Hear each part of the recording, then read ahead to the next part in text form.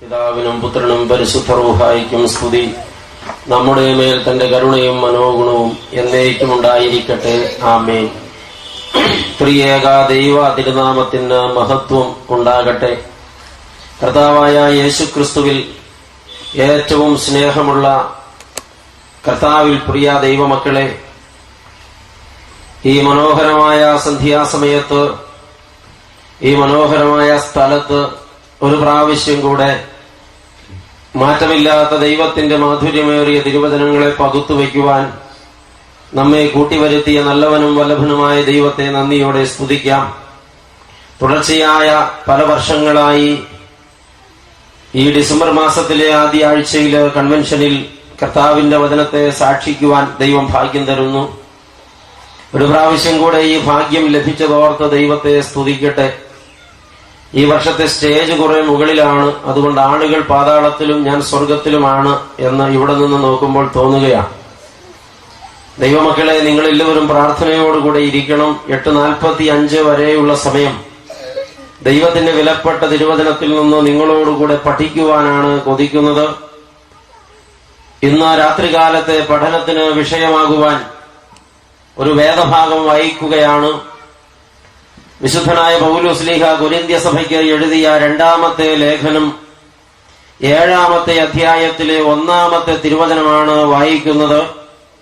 അവിടെ നമ്മൾ വായിക്കുന്നത് ഇങ്ങനെയാണ്: പ്രിയമുള്ളവരെ, ഈ വാഗ്ദത്തങ്ങൾ നമുക്ക് ഉള്ളതുകൊണ്ട് നാം ജഡത്തിലെയും ആത്മാവിലെയും സകല കന്മഷവും നീക്കി നമ്മെ തന്നെ വെടിപ്പാക്കി ദൈവഭയത്തിൽ വിശുദ്ധിയെ തികച്ചുകൊള്ളുക. അപ്പോസ്തലൻ കൊരിന്ത് സഭയിലെ വിശ്വാസികളെ ഓർമ്മിപ്പിക്കുന്നു. ഒരിക്കൽ കൂടെ വായിക്കാം: പ്രിയമുള്ളവരെ, ഈ വാഗ്ദത്തങ്ങൾ നമുക്ക് ഉള്ളതുകൊണ്ട് നാം ജഡത്തിലെയും ആത്മാവിലെയും സകല കന്മഷവും നീക്കി നമ്മെ തന്നെ വെടിപ്പാക്കി ദൈവഭയത്തിൽ വിശുദ്ധിയെ തികച്ചുകൊള്ളുക. തലകൾ വണക്കാം, കണ്ണുകൾ അടയ്ക്കാം. ചില നിമിഷങ്ങൾ കൂടെ കരുണയ്ക്ക് വേണ്ടി പ്രാർത്ഥിക്കാം. Hallelujah, hallelujah, hallelujah. ഏഴകളാകുന്ന മക്കളെ അതിവാത്സല്യമായി സ്നേഹിക്കുന്ന കരുണാസമ്പൂർണനായ വാഴ്ത്തപ്പെട്ട ഞങ്ങളുടെ സ്വർഗീയ നല്ല പിതാവേ, ഈ മനോഹര സന്ധ്യയ്ക്കായി നന്ദിയോടെ സ്തോത്രം. പ്രാണപ്രിയ, ഞങ്ങളാരും യോഗ്യതയാൽ ഈ സമയത്ത് ഇവിടെ വന്നതല്ല. കൃപയാൽ കർത്താവ് ഞങ്ങളെ കൊണ്ടുവന്നതാണ്. ഞങ്ങളെ കൊണ്ടുവന്ന കർത്താവെ, നിനക്ക് വലിയ പദ്ധതികളുണ്ടല്ലോ. ഞങ്ങളോട് ആഴമായും ശക്തമായും തീവ്രമായും സംസാരിക്കണമെന്ന് പ്രാർത്ഥിക്കുന്നു.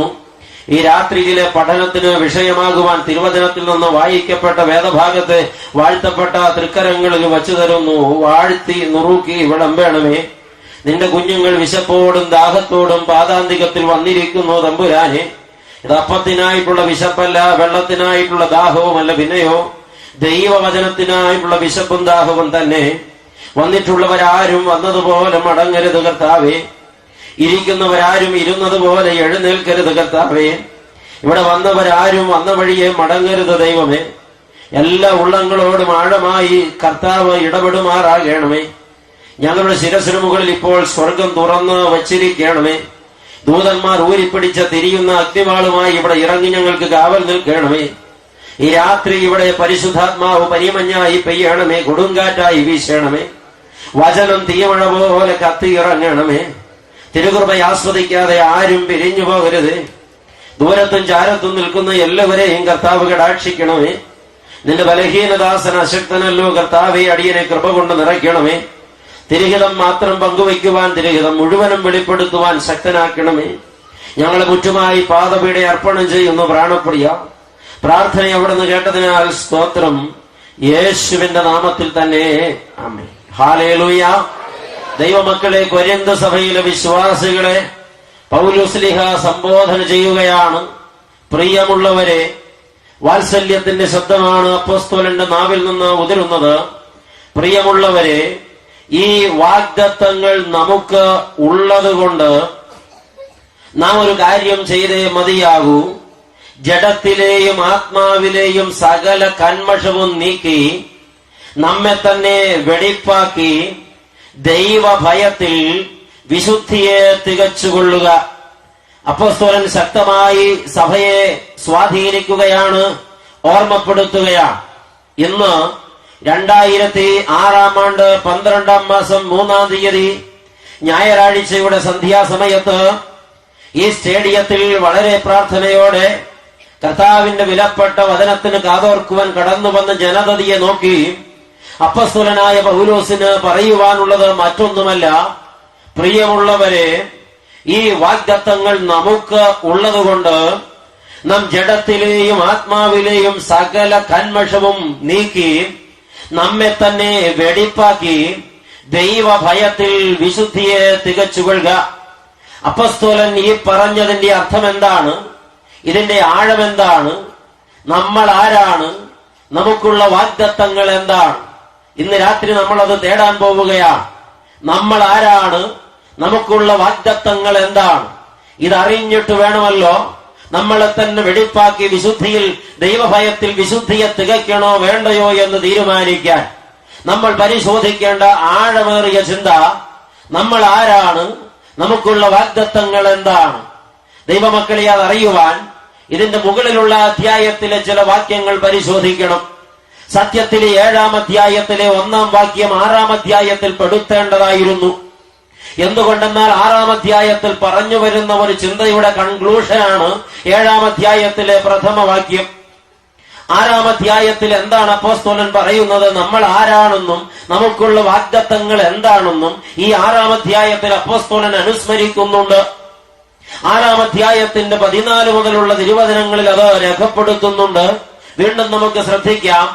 അപ്പോസ്തലൻ പറയുന്നു, നിങ്ങൾ അവിശ്വാസികളോട് ഇണയല്ലാപ്പിണ കൂടരുത്. ഇണയല്ലാപ്പിണ എന്ന വാക്ക് ഒരുപക്ഷെ എല്ലാവർക്കും വേണ്ടവണ്ണം പരിചയം കാണണമെന്നില്ല. ചേരാൻ പാടില്ലാത്തത് തമ്മിൽ ചേരുന്ന പ്രവർത്തിക്കാണ് ഇണയല്ലാപ്പിണ എന്ന് പറയുന്നത്. ഈ ലോകത്ത് ചേരാൻ പാടില്ലാത്തത് ചേരുന്നതായി അപ്പോസ്തലൻ കണ്ടതുകൊണ്ടാണ് ഇങ്ങനെ പറയുവാൻ ഇടവന്നത്. ഒരു വിശ്വാസിയും അവിശ്വാസിയും തമ്മിൽ അവിഹിതമായ ബന്ധത്തിലേർപ്പെട്ടാൽ അതിന്റെ പേരാണ് ഇണയല്ലാപ്പിണ എന്ന് പറയുന്നത്. മനസ്സിലാകാൻ ഉദാഹരണം പറഞ്ഞാൽ, മണ്ണെണ്ണയിൽ പാലിൽ വെള്ളം ചേർത്താൽ അത് ആരും ഒരുപക്ഷെ കണ്ടുപിടിക്കപ്പെടില്ല. പാലിൽ വെള്ളം ചേർത്തത് കൊണ്ട് പാൽ ഉപയോഗശൂന്യമാകുന്നില്ല, വെള്ളവും ഉപയോഗശൂന്യമാകുന്നില്ല. എന്നാൽ പാലിൽ മണ്ണെണ്ണ ചേർത്താൽ അത് തമ്മിൽ ചേരുകയില്ല. ആ പാൽ ഉപയോഗശൂന്യമായി പോകും, അത് കുടിക്കാൻ കൊള്ളില്ല. ഈ മണ്ണെണ്ണ ഉപയോഗശൂന്യമായി പോകും, അത് കത്തിക്കാനും കൊള്ളില്ല. ചേരാൻ പാടില്ലാത്തത് തമ്മിൽ ചേർന്നാൽ രണ്ടും ഉപയോഗശൂന്യമായി പോകും. ഇവിടെ പാലിനാണ് ഏറ്റവും കൂടുതൽ ക്ഷതം സംഭവിക്കുന്നത്. അത് ഒട്ടും ഉപയോഗിക്കാൻ പറ്റാത്തതായി മാറുന്നു. ചേരാൻ പാടില്ലാത്തത് തമ്മിൽ ചേരുന്ന പ്രക്രിയയ്ക്കാണ് ഇണയല്ലാപ്പിണ എന്ന് പറയുന്നത്. അപ്പോസ്തലൻ ഓർമ്മിപ്പിക്കുന്നു, നിങ്ങൾ വിശ്വാസികൾ അവിശ്വാസികളുമായി ഇണയല്ലാപ്പിണ കൂടരുത്. ചേരരുതാത്തത് തമ്മിൽ ചേർന്നാൽ അവിടെ പ്രശ്നങ്ങൾ ഉണ്ടാകും. പ്രിയരെ, ഈ തലമുറയിൽ പലരും അത് വേണ്ടവണ്ണം പഠിച്ചിട്ടില്ല എന്ന് അച്ഛന് തോന്നുകയാണ്. ആധുനിക തലമുറയിലെ കുട്ടികൾക്ക് ആഹ്ലാദം കയറുകയാണ്. തമ്മിൽ കാണുമ്പോൾ എന്തെന്നില്ലാത്തൊരു ആകർഷണം. ജാതിയോ മതമോ വർഗമോ വർണ്ണമോ ഒന്നും അവർ നോക്കുന്നില്ല. ചേരേണ്ടതാണോ എന്നവർ തേടുന്നില്ല. പെട്ടെന്ന് ഇഷ്ടം കൂടുന്നു, ഇഷ്ടം മുറുകുന്നു. അപ്പനും അമ്മയും ഔട്ടാകുന്നു. മക്കൾ അവരുടെ കാര്യം നടത്തിയെടുക്കുന്നു. ചേരാൻ പാടില്ലാത്തത് തമ്മിൽ ചേർന്നതിന്റെ സങ്കീർണത പിന്നെയാണ് അവർ അനുഭവിക്കുന്നത്.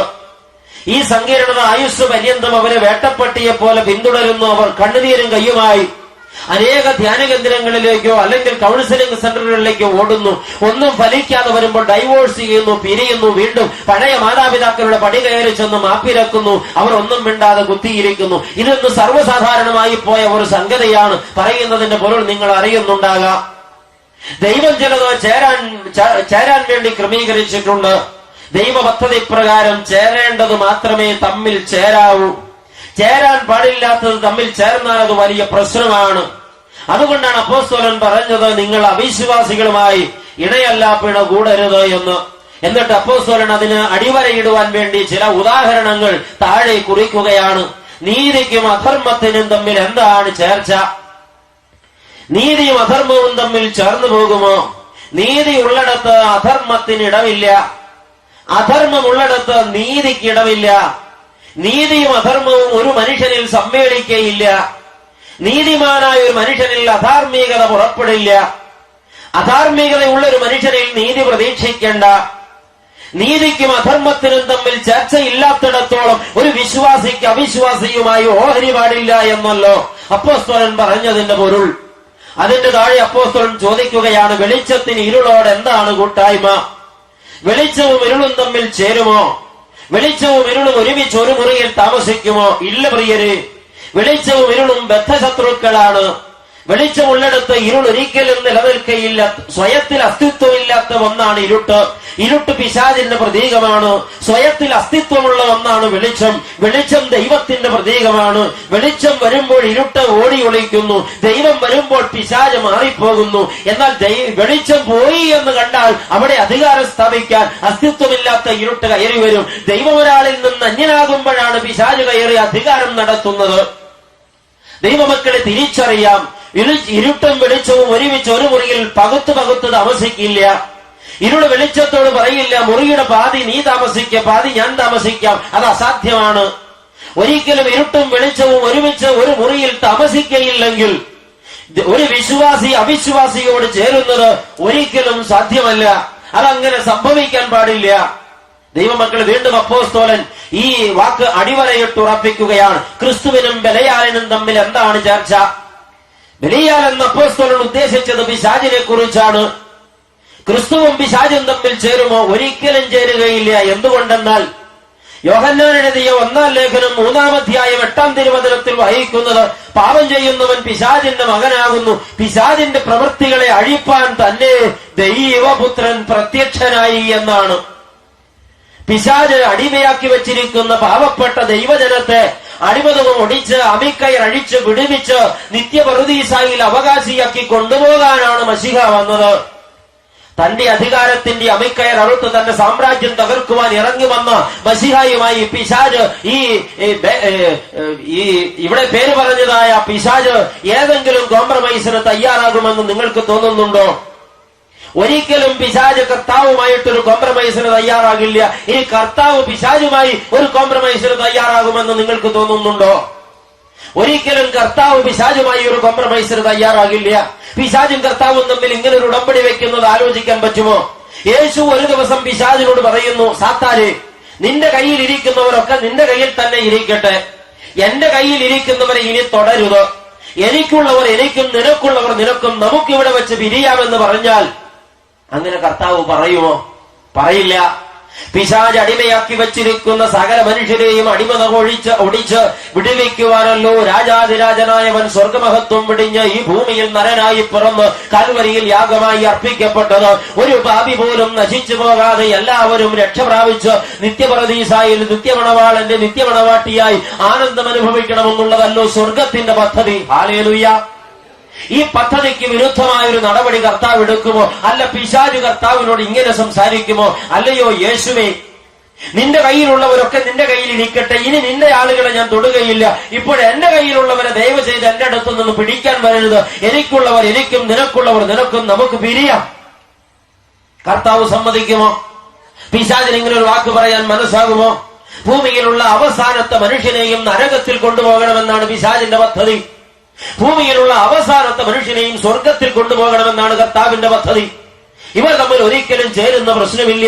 ക്രിസ്തുവും ബെലയാലും തമ്മിൽ പൊരുത്തപ്പെടുന്ന പ്രശ്നമില്ല. അവർ തമ്മിൽ ഒരു കോംപ്രമൈസ് ടോക്ക് നടക്കുന്ന പ്രശ്നമില്ല. എങ്കിൽ ഒരു വിശ്വാസി അവിശ്വാസിയുമായി സംഗമിക്കാൻ പാടില്ല. ഇത് തത്വത്തിൽ നാം അറിയേണ്ട ആഴമേറിയ ഒരു ബോധ്യമാണ് പ്രിയപ്പെട്ടവരെ. അതിന് താഴെ അപ്പോസ്തലൻ ചോദിക്കുകയാണ്, വിശ്വാസിക്ക് അവിശ്വാസിയുമായി എന്താണ് ഓഹരി? അങ്ങനെ ഒരു ഓഹരി പാടില്ലല്ലോ പ്രിയപ്പെട്ടവരെ. എന്നിട്ട് അപ്പോസ്തലൻ വീണ്ടും ചോദിക്കുകയാണ്, ദൈവാലയത്തിന് വിഗ്രഹങ്ങളോട് എന്ത് യോഗ്യത? ദൈവാലയം ദൈവത്തിന് വസിക്കുവാനുള്ളതാണ്. ഹല്ലേലൂയ. ദൈവത്തിന് വസിക്കുവാനുള്ള ദൈവാലയത്തിൽ വിഗ്രഹങ്ങളെ പ്രതിഷ്ഠിക്കരുത്. പ്രതിഷ്ഠിച്ചാൽ അത് ദൈവനിന്ദയാണ്. ദൈവാലയത്തിന് വിഗ്രഹങ്ങളോട് എന്താണ് യോഗ്യത?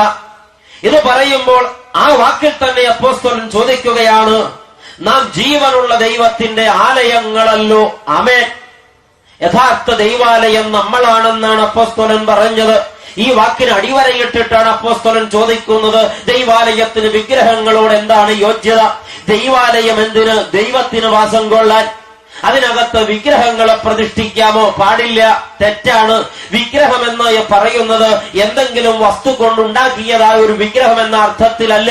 ദൈവത്തിന്റെ സ്ഥാനത്ത് സങ്കല്പിക്കപ്പെടുന്നത് എന്തും വിഗ്രഹമാണ്.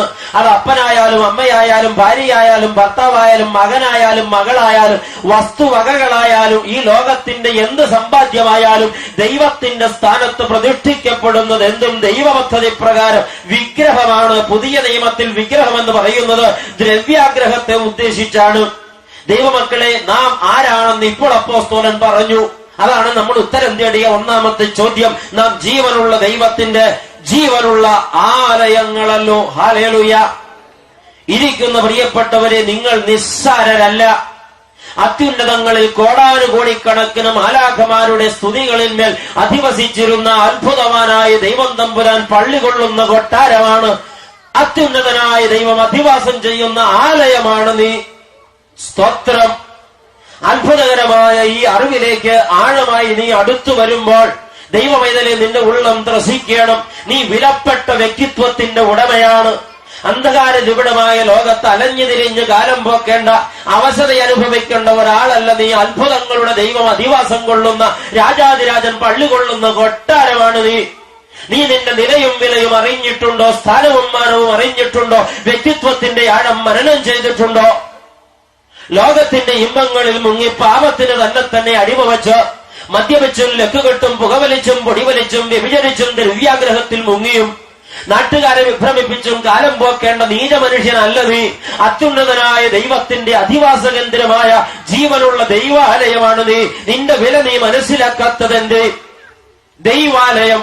അതൊരു വലിയ തത്വമാണ് പ്രിയപ്പെട്ടവരെ. ഉദാഹരണമായി ഞാൻ കുറുപ്പുംപടി വിശുദ്ധ മർത്തമറിയം വലിയ പള്ളി എടുക്കട്ടെ. ഈ പള്ളി നൂറ്റാണ്ടുകൾക്ക് മുമ്പ് പണി കഴിപ്പിക്കപ്പെട്ടതാണ്. ഒരു സഹസ്രം പിന്നിട്ടോ എനിക്കറിയില്ല. ദൈവമക്കളെ, ഈ പള്ളി വളരെ മനോഹരമാണ്. കഴിഞ്ഞ നാളില് ഈ മദ്ബഹായിൽ അർപ്പിക്കപ്പെട്ട ഒരു കുർബാന ടെലിവിഷനിലൂടെ കണ്ടപ്പോ പലരും എന്നോട് ചോദിച്ചു, സ്വർഗം തുറന്നിരിക്കും പോലെ മനോഹരമായി തോന്നുന്ന ഈ പള്ളി ഏതാണ്? ഒരുപാട് നേരം ഞാൻ ആലോചിച്ചിട്ടാണ് ഇത് കുറുപ്പംപടി പള്ളിയാണെന്ന് എനിക്ക് പിടികിട്ടിയത്. അത്ര സുന്ദരമാണ് ഈ പള്ളിയുടെ ആരാധനാ സ്ഥലം. ദൈവമക്കളെ, എന്നാൽ അച്ഛൻ നിങ്ങളോട് പറയട്ടെ, കുറുപ്പംപടി വിശുദ്ധ മർത്തമറിയം പള്ളി മനുഷ്യ നിർമ്മിതമാണ്. ഒന്നും തോന്നരുത്, മനുഷ്യ നിർമ്മിതമാണ്. ദൈവകൃപയാൽ അത് മനുഷ്യൻ നിർമ്മിച്ചതാണ്. ഇവിടെ ഇരിക്കുന്ന ആളുകളുടെ പൂർവീകരാരൊക്കെയോ കല്ലും മണ്ണും മരവും ഓടും ഇട്ടുകയും സിമന്റും മറ്റ് അസംസ്കൃത വസ്തുക്കളും ഉപയോഗിച്ച് നാളുകൾ നീണ്ടുനിന്ന കായികാധ്വാനത്തിന്റെ ഫലമായി ലോകോത്തര ശില്പികൾ കൂടി നെയ്തെടുത്ത മനുഷ്യന്റെ കൈകൊണ്ട് പണിയപ്പെട്ട മനുഷ്യ നിർമ്മിതമായ ദൈവത്തിന് സമർപ്പിക്കപ്പെട്ട ഒരു ദൈവാലയമാണ് ഈ കാണുന്നത്. ദൈവമക്കളെ, അത് മനുഷ്യ നിർമ്മിതമായ ഒരു ദൈവാലയമാണ്. എന്നാൽ നിങ്ങൾക്കറിയാമോ, അത്യുന്നതനായ ദൈവം സ്വർഗാദി സ്വർഗത്തിൽ വസിക്കുന്നവൻ, അഗ്നിജ്വാലയെ വെല്ലുന്നവൻ, കോടാനുകോടിക്കണക്കിന് സൂര്യന്മാരുടെ തേജസ്സിനേക്കാൾ കോടാനുകോടിക്കണക്കിന് മടങ്ങ് തേജസ്സുള്ള അത്ഭുതങ്ങളുടെ ദൈവം സ്വന്തമായി കൊണ്ട് മെനഞ്ഞെടുത്ത ഒരു ദൈവാലയമുണ്ട്.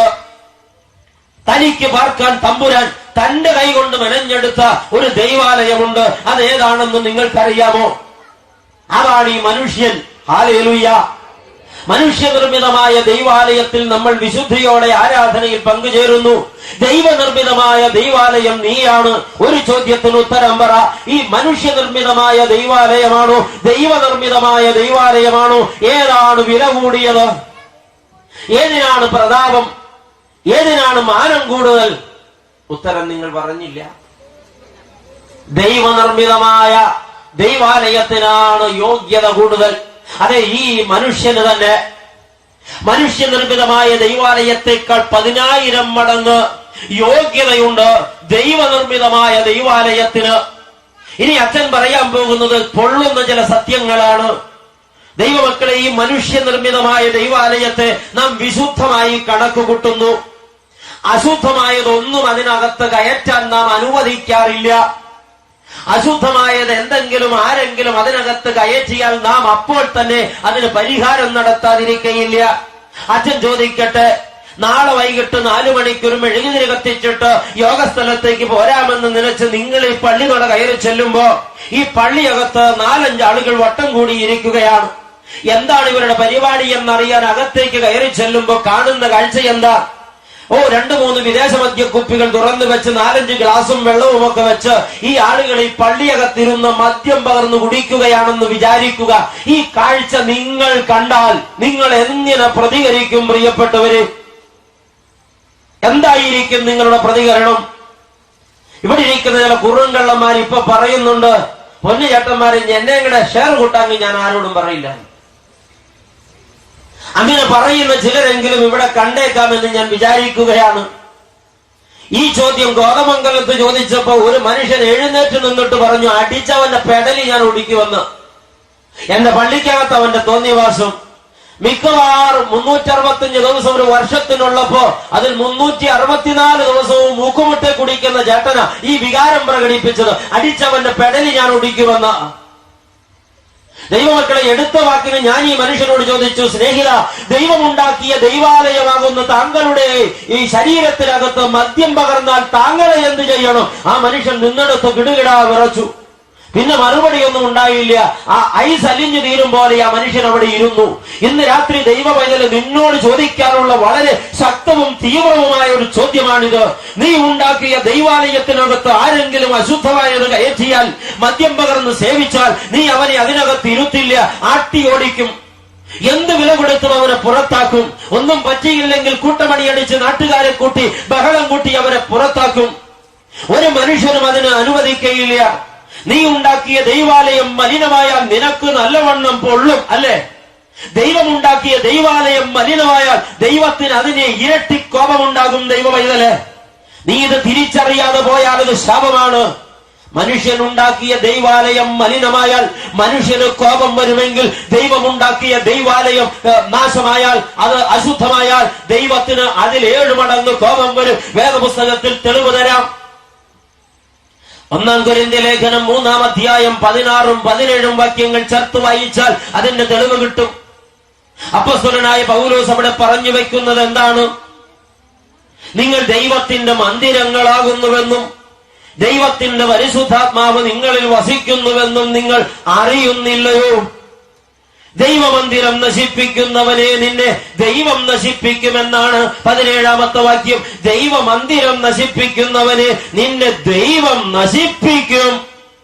പിന്നെ വിടുന്ന പ്രശ്നമില്ല.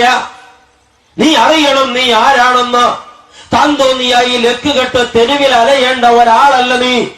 അത്യുന്നതനായ തമ്പുരാൻ അധിവാസം കൊള്ളുന്ന അത്ഭുത ദൈവാലയമാണ് നീ എങ്കിൽ അതിന്റെ മാനം നീ സൂക്ഷിക്കേണ്ടത് നിന്റെ കർത്തവ്യമാണ്.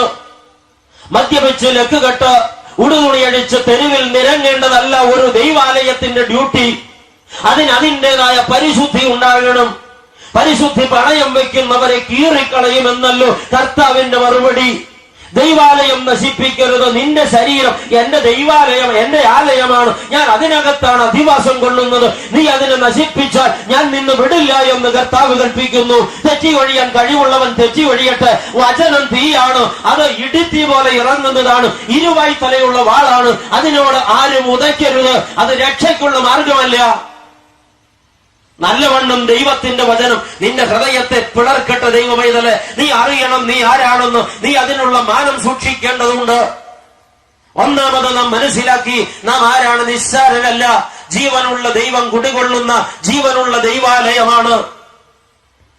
അത്യുന്നതനായ ദൈവം അധിവാസം കൊള്ളുന്ന അത്ഭുത ദൈവാലയമേ, നീ നിന്നെ തന്നെ മലീമസപ്പെടുത്തല്ലേ. അത് ദ്രവ്യാഗ്രഹത്താലോ വ്യഭിചാരത്താലോ പൊടി വലിയാലോ പുകവലിയാലോ അരുതേ. എത്ര വർഷങ്ങളായി ഇതേ സ്ഥലത്ത് ഈ പാവപ്പെട്ട അച്ഛൻ വചനം പ്രസംഗിക്കുന്നു. എത്ര പേർക്ക് മാനസാന്തരമുണ്ടായി? എനിക്ക് തോന്നുന്നില്ല. കേൾക്കുക, മടങ്ങുക, കേൾക്കുക, മടങ്ങുക. ആരും ഈ വചനത്തെ മനനം ചെയ്യുന്നില്ല. നീ ആകേണ്ടത് നീ ആകണം. ദൈവമൈതലേ, ദൈവത്തെ മാത്രം വെല്ലുവിളിക്കരുത്. നിന്റെ ഹൃദയതന്ത്രികളെ കുത്തിമുറിച്ചുകൊണ്ട് അത്ഭുതങ്ങളുടെ ദൈവം പറഞ്ഞു വെക്കുന്നത് നമ്പരപ്പെടുത്തുന്ന വാക്കുകളാണെങ്കിൽ അത് തമ്പുരാന്റെ വ്യഥയാണ്. നീ ഇന്ന് രാത്രി തിരിച്ചറിയുക, നീ അത്ഭുതങ്ങളുടെ ദൈവം അധിവാസം കൊള്ളുന്ന ആലയമാണ് എന്ന്. മലിനപ്പെടരുത്, അനുവദിക്കരുത്. തെറ്റാണ് കീഴ്വഴക്കം. ഒന്നുകൊണ്ടും നീ മലിനപ്പെടരുത്.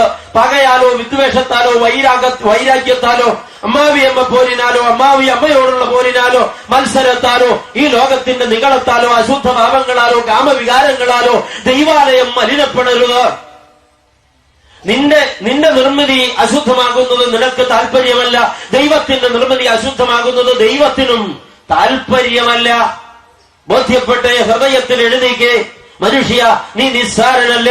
അത്ഭുതങ്ങളുടെ ദൈവം അധിവാസം കൊള്ളുന്ന ദൈവാലയമാണ്. അതിന്റെ യോഗ്യതയ്ക്കനുസരിച്ച് നീ നിന്നെ കരുതിക്കൊള്ളണം.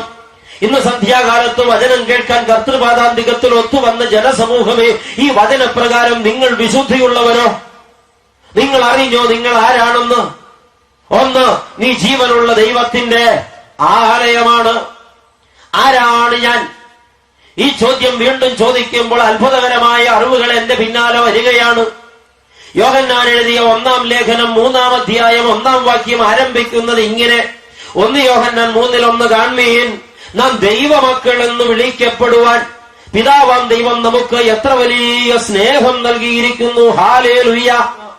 മാമ്പഴം പറയും ഈ മരം മാവാണെന്ന്, തേങ്ങ പറയും ഈ മരം തെങ്ങാണെന്ന്. ദൈവമക്കളെ ഫലം കൊണ്ട് വൃക്ഷത്തെ തിരിച്ചറിയാം, സ്വഭാവം കൊണ്ട് പിതൃത്വം തിരിച്ചറിയാം. ആമേൻ. മക്കൾ അപ്പന്റെ സ്വഭാവം പ്രകടമാക്കും. അപ്പന്റെ മാനം മക്കളുടെ കയ്യിലാണ്. മക്കളെ, പലപ്പോഴും ജനസമൂഹം ഈ സത്യം മറക്കുകയാണ്. അപ്പന്റെ മാനം മക്കളുടെ കയ്യിലാണ്. മക്കളാണ് അപ്പന്റെ മാനം വഹിക്കേണ്ടത്. മറ്റൊരു മകൻ പഠിച്ചു ഉന്നത ബിരുദങ്ങൾ നേടി ഉന്നത സ്ഥലത്തെത്തി അവന്റെ പടം പത്രത്തിൽ വരുമ്പോ നാട്ടുകാർ പറയും ആ കാർന്നോരുടെ സുഹൃതമാണ്. താന്തോന്നിയായി ജീവിക്കുന്ന മക്കൾക്ക് ഈ അപ്പന്റെ മാനം നഷ്ടപ്പെടുത്താനല്ലാതെ ഒന്നും അപ്പന് നേടിക്കാൻ കഴിയില്ല. ദൈവത്തിന് നീ ഒന്നും കൊടുത്തില്ലെങ്കിലും തരക്കേടില്ല. ഈ ദൈവത്തെ നീ നാണം കെടുത്തല്ലേ ക്രിസ്ത്യാനിയെ. വളരെ വേദനയോടെ അച്ഛൻ ഓർക്കട്ടെ, 30 വർഷം മുമ്പ് ഈ കേരളത്തിലുണ്ടായ ഒരു സംഭവം നിങ്ങൾ കേട്ട് കാണാനിടയുണ്ട്. ഒരധ്യാപകൻ ഒരു സ്കൂളിൽ പഠിപ്പിക്കുകയാണ്. ആ അധ്യാപകൻ എന്ന് വെച്ചാൽ സ്കൂളിലെ സകല വിദ്യാർത്ഥികൾക്കും ദൈവതുല്യനാണ്. എന്തുകൊണ്ടെന്ന് സ്നേഹം കൊണ്ട് തന്റെ വിദ്യാർത്ഥികളെ പൊതിയുന്ന ഒരു അധ്യാപകൻ, പാഠഭാഗം പഠിപ്പിക്കുന്നതിനുപരി ധാർമ്മികത പഠിപ്പിക്കുന്ന നിർമ്മലനായ ഒരു അധ്യാപകൻ, നന്നായി പ്രാർത്ഥിക്കുന്ന ഒരു വിശുദ്ധ മനുഷ്യൻ. ഈ അധ്യാപകൻ തന്റെ കുട്ടികളെ ചേർത്ത് പിടിക്കും. 3000 കുട്ടികളെയും പേര് ചൊല്ലി വിളിക്കുന്ന ഒരു അധ്യാപകൻ. അധ്യാപകന്റെ പേഴ്സണാലിറ്റി നിങ്ങളൊന്ന് അളന്നേ. ഏതെങ്കിലും ഒരു വിദ്യാർത്ഥി പരീക്ഷയ്ക്ക് തോറ്റുപോയെങ്കിൽ സാർ അടുത്ത് ചെല്ലും. ആൺകുട്ടിയാണെങ്കിൽ അവന്റെ ചുമലിൽ ഇങ്ങനെ തട്ടും, മോനെ സാരമില്ലടാ, കണക്ക് പരീക്ഷയ്ക്ക് തോറ്റുവല്ലേ, അടുത്ത പരീക്ഷയ്ക്ക് ഈ ക്ലാസ്സിൽ കണക്കിന് നീ 1-ാം സ്ഥാനത്തായിരിക്കും, ഞാൻ പഠിപ്പിക്കാവടാ, നീ സമയം കിട്ടുമ്പോ മാഷിന്റെ വീട്ടിലോട്ട് പോരെ, തൊട്ടപ്പുറത്തല്ലേ എന്റെ വീട്, അല്ല നിനക്ക് എന്റെ വീട്ടിൽ വരാനായിട്ട് ബുദ്ധിമുട്ടാണെങ്കിൽ ഞാൻ നിന്റെ വീട്ടിലോട്ട് വരാം, നിന്നെ ഞാൻ കണക്ക് പഠിപ്പിക്കാം, മോൻ വിഷമിക്കണ്ട. തോറ്റ വിദ്യാർത്ഥിയെ മാർവിൽ ആശ്ലേഷിച്ച് ആ കുട്ടിയെ ഒറ്റയ്ക്കിരുന്ന് പഠിപ്പിച്ച് അടുത്ത പരീക്ഷയ്ക്ക് റാങ്കിനൊരുക്കുന്ന ഈ അധ്യാപകൻ, ഇപ്പൊ പല അധ്യാപകരും ചെയ്യുന്നത് തോറ്റ കുട്ടിയെ തഴഞ്ഞു കളയും. മണ്ടൻ, തിരുമണ്ടൻ, ഒന്നിനും കൊള്ളാത്തവൻ, നിന്റെ അപ്പന്റെ പാരമ്പര്യം ഇത് തന്നെയാടാ, നീ പഠിക്കില്ല, ഗുണം വരില്ല, തള്ളിക്കളയുന്നു. എന്നാൽ ഈ മാഷ് അങ്ങനെയല്ല. ഈ തോറ്റുപോയ വിദ്യാർത്ഥിയെ പൊതിഞ്ഞു പിടിച്ച് സ്നേഹം കൊണ്ട് മൂടി അവന്റെ കഴിവുകളെ ഉദ്ദീപിപ്പിച്ച് അടുത്ത പരീക്ഷയ്ക്ക് ആ ക്ലാസ്സിൽ 1-ാം സ്ഥാനത്ത് ആ വിഷയത്തിൽ അവനെ നിർത്തുന്ന അധ്യാപകൻ. തോറ്റതൊരു പെൺകുട്ടിയാണെങ്കിൽ സാരമില്ല മോളെ, തലയിൽ ഇങ്ങനെ തലോടും, നിനക്കൊരു ചാൻസ് ഉണ്ട്, അടുത്ത പരീക്ഷയ്ക്ക് നമുക്ക് റാങ്ക് വാങ്ങണം, മാഷ് പഠിപ്പിക്കാമെന്ന്. ഈ നല്ല അധ്യാപകൻ കുഞ്ഞുങ്ങൾക്ക് പ്രാണതുല്യനാ. ഒരു വിദ്യാർത്ഥിയെ പോലും ഈ അധ്യാപകൻ നുള്ളി നോവിക്കില്ല. എന്നാൽ ഏതെങ്കിലും ഒരു വിദ്യാർത്ഥി കോപ്പിയടിച്ച് ക്രമക്കേട് കാണിച്ചത് പിടിച്ചാൽ അധ്യാപകൻ ആ കുട്ടിയുടെ മുമ്പിൽ നിന്ന് വാവിട്ട് നിലവിളിക്കുക, എങ്കിലും എന്റെ പൊന്നുമോനെ, പൊന്നുമോളെ, നീ ഇത്ര തെറ്റായത് ചെയ്തല്ലോ, ഞാനിത് നനച്ചില്ലല്ലോ. ഒരുപക്ഷെ ആ വിദ്യാർത്ഥിയെ 1000 പ്രാവശ്യം ചൂരൽ കൊണ്ടടിച്ചാൽ ആ കുട്ടിക്ക് അത്രയും നോവില്ല. പ്രിയപ്പെട്ട മാഷ് മുമ്പിൽ നിന്ന് കരയുകയാ. ഈ കുട്ടി വിതുമ്പിക്കൊണ്ട് പറയും, തെറ്റ് പറ്റിപ്പോയി സാറ്, ഇനി ചെയ്യില്ല, മോളെ മോനെ ചെയ്യരുത്. എത്ര ഭക്തനും വിശുദ്ധനുമായ ഒരു അധ്യാപകൻ. ഈ അധ്യാപകൻ തന്റെ വിദ്യാർത്ഥികളോട് എന്നും മുടങ്ങാതെ പറയുന്ന ഒരു വാക്കുണ്ട്, മക്കളെ, ഈ സ്കൂളിന്റെ കവാടത്തിങ്കിൽ ഒരു ചായക്കടയുണ്ട്, ഈ ചായക്കടയിൽ കയറി നിങ്ങൾ ആരും ചായ കുടിക്കരുത്. അപ്പൊ വിദ്യാർത്ഥികൾ ചോദിക്കും, സാറേ അതെന്താ അവിടെ കയറി ചായ കുടിച്ചാൽ? അതൊരു വൃത്തികെട്ട സ്ഥലമാ മക്കളെ. കണ്ട കള്ളുകുടിയന്മാരും ഗൂളിസെറ്റുകളും അവിടെ വന്ന് കള്ളുകുപ്പിയുമായിരുന്നു പകർന്നു കുടിക്കും, വായിൽ തോന്നിയ അസഭ്യങ്ങളൊക്കെ പറയും. എന്റെ മക്കൾ അവിടെ പോയി ഇരുന്നാൽ ചീത്തയായി പോകും, ദയവ് ചെയ്ത് മക്കൾ അവിടെ കയറി ചായ കുടിക്കരുത്. ഈ മാഷ് പറഞ്ഞത് ശിരസാ വഹിച്ച് ഒരു കുട്ടി പോലും അവിടെ കയറാതെ മാറി നിന്നു. 16 ബാച്ച് ആ സ്കൂളിൽ നിന്ന് പുറത്തുപോയി നിർമ്മലരായി. ഈ സ്കൂളിലെ കുട്ടികളെ കിട്ടാൻ മറ്റു സ്കൂളുകൾ ഓടി നടക്കുകയാ, കോളേജുകൾ ഓടി നടക്കുകയാ. കാരണം അത്രയ്ക്ക് നല്ല പേഴ്സണാലിറ്റി ഉള്ള കുഞ്ഞുങ്ങളാ, കറപ്ഷൻ ഇല്ലാത്ത കുട്ടികൾ. 16 കൊല്ലം ഈ അധ്യാപകൻ ആ സ്കൂളിന്റെ സാരഥിയായി നിന്നു. 16ാമത്തെ കൊല്ലം ഒരു സംഭവം ഉണ്ടായി. ഈ അധ്യാപകൻ 10ാം ക്ലാസ്സിൽ പഠിപ്പിച്ചുകൊണ്ടിരിക്കുമ്പോ 8ാം ക്ലാസ്സിൽ പഠിക്കുന്ന ഒരു വിദ്യാർത്ഥി ക്ലാസ് റൂമിന്റെ വാതിക്കൽ വന്ന് നിന്നു. സർ എന്ന് വിളിച്ചു. എന്റെ മോനെ ഒന്നിങ്ങ് വരാമോ? ഇറങ്ങിച്ചെന്നു. എന്ത് വേണം? എന്റെ കൂടെ ആ റോഡിലോളം ഒന്ന് വരാമോ? എന്തിനാ മോനെ? ഒരു അത്യാവശ്യ കാര്യത്തിന്. ഈ പീരീഡ് അങ്ങ് കഴിഞ്ഞിട്ട് പോലെ 15 മിനിറ്റ് കൊണ്ട് തീരും. പോരെ സർ, ഇപ്പോൾ വരണം, നൗ, ഈ നിമിഷം. അതെന്താ കുട്ടി, അർജന്റ് ആയിട്ടുള്ള സംഗതി? അത് റോഡിൽ ചെല്ലുമ്പോൾ ഞാൻ പറയാം. ക്ലാസ്സിലുള്ള കുട്ടികൾക്ക് ചില പ്രൊജക്റ്റുകളൊക്കെ കൊടുത്തിട്ട് ഈ 8ാം ക്ലാസ്സുകാരന്റെ കൂടെ ഇറങ്ങി നടക്കുമ്പോഴും സാറ് ചോദിച്ചു, മോനെ എന്താ ഇത്ര അർജന്റ് സംഗതി? ഒരു വളരെ പ്രധാനപ്പെട്ട സംഗതിയാണ് മാഷെ. മാഷുവാ. കൂട്ടിക്കൊണ്ടുപോയി ഈ സ്കൂളിന്റെ കവാടം കടന്ന് റോഡിൽ നിന്നപ്പോ സാറ് ചോദിച്ചു, മോനെ എന്താ എന്നോട് പറയാൻ വന്നത്? ഈ കുട്ടി സാറിനോട് പറഞ്ഞു, സർ ആ ചായക്കടയിലേക്ക് നോക്ക്. കുട്ടി വിരൽ ചൂണ്ടിയ സ്ഥാനത്ത് അധ്യാപകൻ നോക്കി. ആ ഇരുന്ന് ചായ കുടിക്കുന്ന ആളെ സാർ അറിയുമോ? ഒന്നേ നോക്കിയുള്ളൂ. അധ്യാപകന്റെ സപ്തനാടികളും തളർന്നുപോയി. തല കറങ്ങുന്നത് പോലെ തോന്നി. കണ്ണിൽ ഇരുട്ട് കയറി. അധ്യാപകനൊന്ന് വെച്ചു. 8ാം ക്ലാസ്സുകാരൻ താങ്ങി. സാറേ എന്താ ഒരു പരവേശം? ആ മനുഷ്യൻ ഒന്ന് പിടഞ്ഞുലഞ്ഞു നേരെ നിന്നു. ഒന്നുമില്ല മോനെ. എന്താ സാറ് കണ്ടതെന്നല്ലേ? അദ്ദേഹത്തിന്റെ മൂത്ത മകൻ, 24 വയസ്സുള്ള ഒരു ഉദ്യോഗസ്ഥൻ, ഗവൺമെന്റ് ഉദ്യോഗസ്ഥനായ മൂത്ത മകൻ ആ ചായക്കടയിൽ നിന്ന് ചായ കുടിക്കുകയാ. 10-16 കൊല്ലം തന്റെ പള്ളിക്കൂടത്തിലെ ഒരു കുട്ടി പോലും ആ ചായക്കടയിൽ കയറി ചായ കുടിക്കരുതെന്ന് ദിവസം തോറും തന്റെ കുഞ്ഞുങ്ങളെ ഉപദേശിച്ച അധ്യാപകന്റെ മൂത്ത മകൻ ആ ചായക്കടയിൽ ഇരുന്ന് ചായ കുടിക്കുകയാണ്. ഇത് കണ്ട നിമിഷം അധ്യാപകൻ ആകെ വെപ്രാളം പൂണ്ടു. അയ്യോ, എന്റെ മാനം പോയല്ലോ, എന്റെ വ്യക്തിത്വം പോയല്ലോ, ഞാൻ പറഞ്ഞതിന് വിലയില്ലാതെയായല്ലോ, ഈ കുഞ്ഞുങ്ങളുടെ മുമ്പിൽ ഞാൻ വിഡ്ഢിയായല്ലോ. ഒരു നിമിഷം അങ്ങനെ ഓർത്തു നമ്പരം പൂണ്ട അധ്യാപകൻ ഒരു നിമിഷം തന്റെ ധാർമ്മിക രോഷം കൊണ്ട് ആളിക്കത്തി. ഓടി ആ ചായക്കടയിലേക്ക് കയറി ചെന്ന് മകൻ കുടിക്കാൻ കയ്യിലെടുത്ത് പിടിച്ചിരുന്ന ഗ്ലാസ് പിടിച്ചു വാങ്ങി മേശപ്പുറത്ത് ഇടിച്ചവിടെ വെച്ചു. മകൻ ചാടിപ്പിടഞ്ഞെഴുന്നേറ്റ് എന്താ അപ്പാൻ ചോദിച്ചു. മിണ്ടരുത് നീ എന്ന് പറഞ്ഞു. തിരിഞ്ഞു നിന്നിട്ട് ചായക്കടക്കാരനോട് ചോദിച്ചു, തന്റെ ചായക്ക് കാശ് എത്രയാണു? അയാള് പറഞ്ഞു, അന്നത്തെ 10-30 കൊല്ലം മുമ്പ് 20 പൈസയായിരിക്കും ചായക്ക് വില. 20 പൈസ. അതെടുത്ത് മേശപ്പുറത്ത് ഇട്ടിട്ട് ഈ അധ്യാപകൻ മോന്റെ ചെവിക്ക് കടന്നു പിടിച്ചു. ഇറങ്ങടാ എന്റെ കൂടെ. അവൻ ചോദിച്ചു, അപ്പ ഞാനൊരു പ്രായപൂർത്തിയായ കുട്ടിയാ, ഇത്രയും നാട്ടുകാരുടെ മുമ്പിൽ എന്നെ മാനം കെടുത്തി ചെവിക്ക് പിടിച്ചു കൊണ്ടുപോകാൻ കാര്യമെന്താ? മിണ്ടരുതെന്നല്ലേ നിന്നോട് പറഞ്ഞത്? നടക്കടാ. അവനൊരക്ഷരം മിണ്ടിയില്ല. ഈ റോഡിലൂടെ ഇറങ്ങി നടന്നു വീട്ടിലേക്ക് എത്തി. അപ്പോഴും മോൻ പലവട്ടം ചോദിച്ചു, അപ്പ എന്തിന് മിണ്ടരുതെന്ന്? വീട്ടിലെത്തി. ചെവിയിൽ നിന്ന് പിടുത്തം വിട്ടു. കസേരയിലേക്ക് ഇരുന്ന അധ്യാപകൻ മലർന്നടിച്ച് വീണുപോയി. അപ്പ പറ, എന്തിനാ നാണം കെടുത്ത് നാട്ടാരുടെ മുമ്പിൽ എന്റെ ചെവിക്ക് പിടിച്ച് ഒരു കൊച്ചുകുട്ടിയെ പോലെ ശിക്ഷിക്കാൻ ഇങ്ങനെ കൊണ്ടുവന്ന കാര്യം പറ. മോനെ, നീ ആരാണെന്ന് നിനക്കറിയാമോ? അപ്പന്റെ ചോദ്യം. നീ ആരാണെന്ന് നിനക്കറിയാമോ? എടുത്ത വാക്കിന് മകൻ ചോദിച്ചു, ഞാൻ ആരാണെന്ന് അപ്പൻ അറിയില്ലേ? ഞാൻ അപ്പന്റെ മോന. അല്ലടാ, നീ എന്റെ മോനല്ല, ഞാൻ നിന്റെ അപ്പനുമല്ല. എന്താണ് അപ്പൻ ഈ പറയുന്നത്? നീ നിന്റെ അപ്പനെ കൊന്നടാ, നിന്റെ അപ്പന്റെ നെഞ്ചിൽ കഠാര ഇറക്കിയടാ, നിന്റെ അപ്പനെ നീ കുഴിച്ചിടടാ. ഈ നിമിഷം നീ നിന്റെ അപ്പനെ കൊന്ന മോന. അവൻ പറഞ്ഞു, എനിക്ക് മനസ്സിലായില്ലപ്പാ, ഒന്നും മനസ്സിലായില്ല. മോനെ, നിനക്ക് മനസ്സിലാകില്ല. നീ മതി മറന്നുപോയി. നീ സ്വന്തം കാലിൽ നിൽക്കാൻ മാത്രം വളർന്നു. നിനക്ക് സ്വന്തം ഉദ്യോഗമുണ്ട്, കാശ് വരുമാനമുണ്ട്. നീ നിനക്കുന്നത് എന്തും നടക്കും. അപ്പൻ ഇത്രയും പറയാൻ ഞാൻ എന്ത് തെറ്റാ ചെയ്തത്? മോനെ, ഈ ചായക്കടയിൽ കയറി ചായ കുടിക്കുന്നത് തെറ്റാണെന്ന് കഴിഞ്ഞ 10-16 വർഷം എന്റെ വിദ്യാർത്ഥികളെ ഞാൻ പറഞ്ഞു പഠിപ്പിച്ച അധ്യാപകന.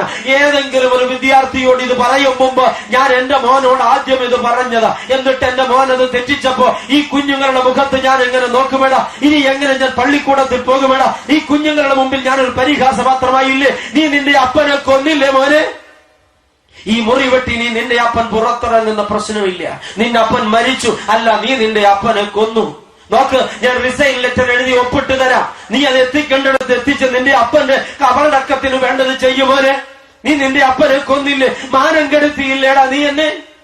ഈ മകൻ അപ്പോഴാണ് അപ്പന്റെ വേദനയുടെ ആഴം മനസ്സിലായത്. അവൻ വിതുമ്പിക്കരഞ്ഞു, അപ്പ മാപ്പ്, അറിയാതെ പറ്റിയതാ. ഒരു നിമിഷം ഞാൻ എന്റെ അപ്പന്റെ വാക്ക് മറന്നുപോയി. നല്ല ക്ഷീണമുണ്ടായിരുന്നു അവിടെ വന്നപ്പോ. മോനെ, നീ എന്ത് ന്യായം പറഞ്ഞാലും അപ്പന് നഷ്ടപ്പെട്ട മാനം തിരിച്ചു തരാൻ നിനക്കാകുമോ? ആകുമോ? ആ മകൻ അല്പനേരം മിണ്ടാതെ നിന്നിട്ട് മുട്ടുകുത്തി. അപ്പാ, എന്റെ അപ്പന് വേണ്ടി ഞാൻ പ്രായശ്ചിത്തം ചെയ്യാം.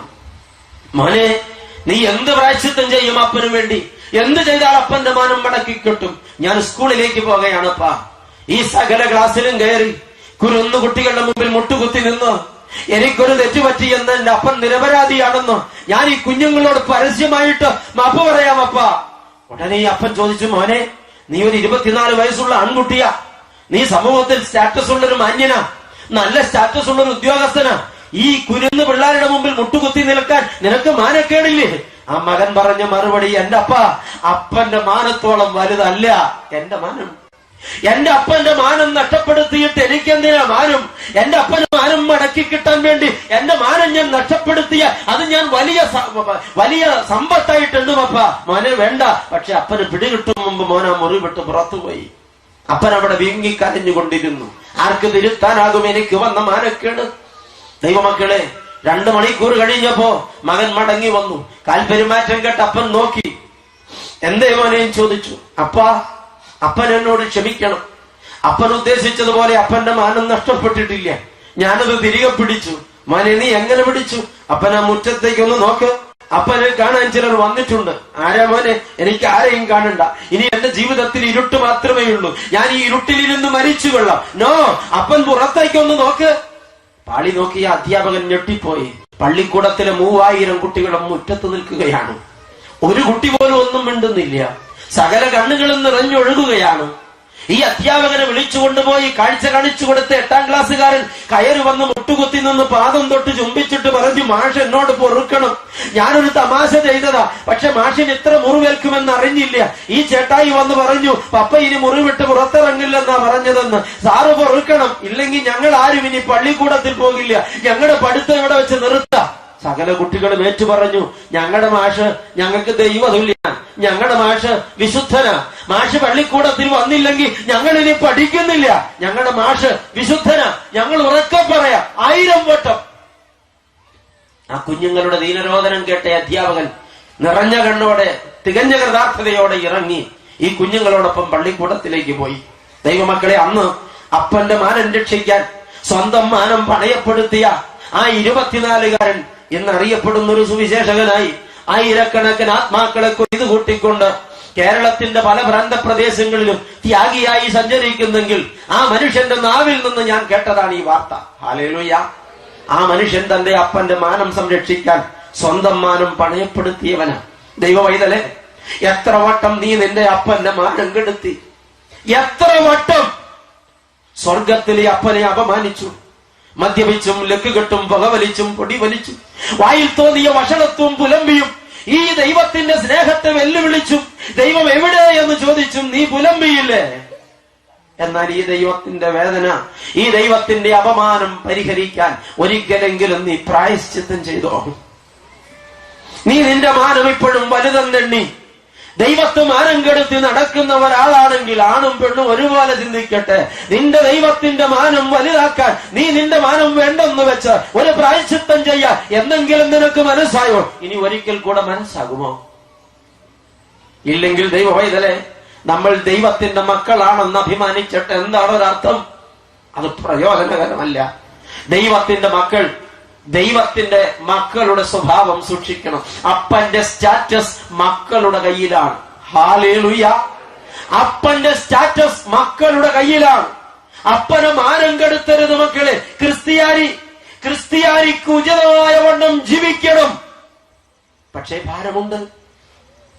അച്ഛൻ ഇങ്ങനെ ഓർക്കാറുണ്ട്, കേരളത്തിൽ മാമോദീസ വെള്ളം വീണ നസറാണി എന്ന പേരുള്ളവൻ മാത്രം മദ്യപാനം ഉപേക്ഷിച്ചാൽ കേരളത്തിലെ മദ്യ വ്യവസായം നിന്നുപോകും. ഉറപ്പാ. അച്ഛനിത് 1000 വട്ടം ഉറക്കെ പറയാം. ക്രിസ്ത്യാനി എന്ന് പേരുപെട്ടവൻ മാത്രം മദ്യപാനം ഉപേക്ഷിച്ചാൽ കേരളത്തിലെ മദ്യ വ്യവസായം നിന്നുപോകും. പക്ഷെ ക്രിസ്ത്യാനി തയ്യാറല്ലല്ലോ. അവൻ അപ്പനെ അപമാനിക്കുകയാണ്. ക്രിസ്ത്യാനി, നീ മദ്യപിക്കുമ്പോൾ നാണം കെടുന്നത് നിന്റെ ദൈവമാ. നീ വ്യഭിചരിക്കുമ്പോൾ നാണം കെടുന്നത് നിന്റെ ദൈവമാ.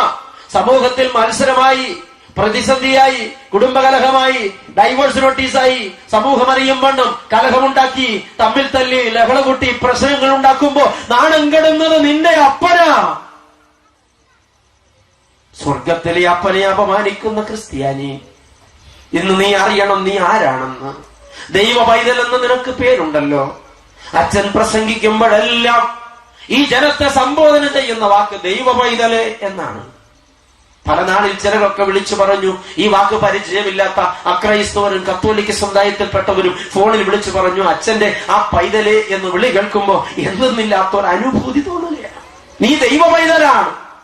മാമോദീസായാൽ നീ അത് പ്രാപിച്ചതാണ്. നീ വീണ്ടും ജനനം അനുഭവിച്ചതാണ്. വീണ്ടും ജനനം മുതൽ നീ മനുഷ്യ സന്തതിയല്ല, ദൈവത്തിന്റെ മകളാണ്, മകനാണ്.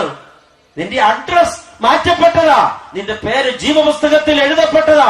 നീ സ്വർഗത്തിലെ പ്രജയാ. അതിന്റെ മാനം നിന്റെ ജീവിതത്തിലുണ്ടോ? അതിനുള്ള ക്വാളിറ്റീസ് നിന്റെ ജീവിതത്തിൽ പ്രകടമാകുന്നുണ്ടോ? ഇല്ലെങ്കിൽ കുഞ്ഞ്, ഈ ക്രൈസ്തവ ജീവിതം അത് ദൈവത്തിന് വേദനയായി മാറുകയാണ്. സത്യം, ദൈവം വിലാപം കഴിക്കുകയാണ്.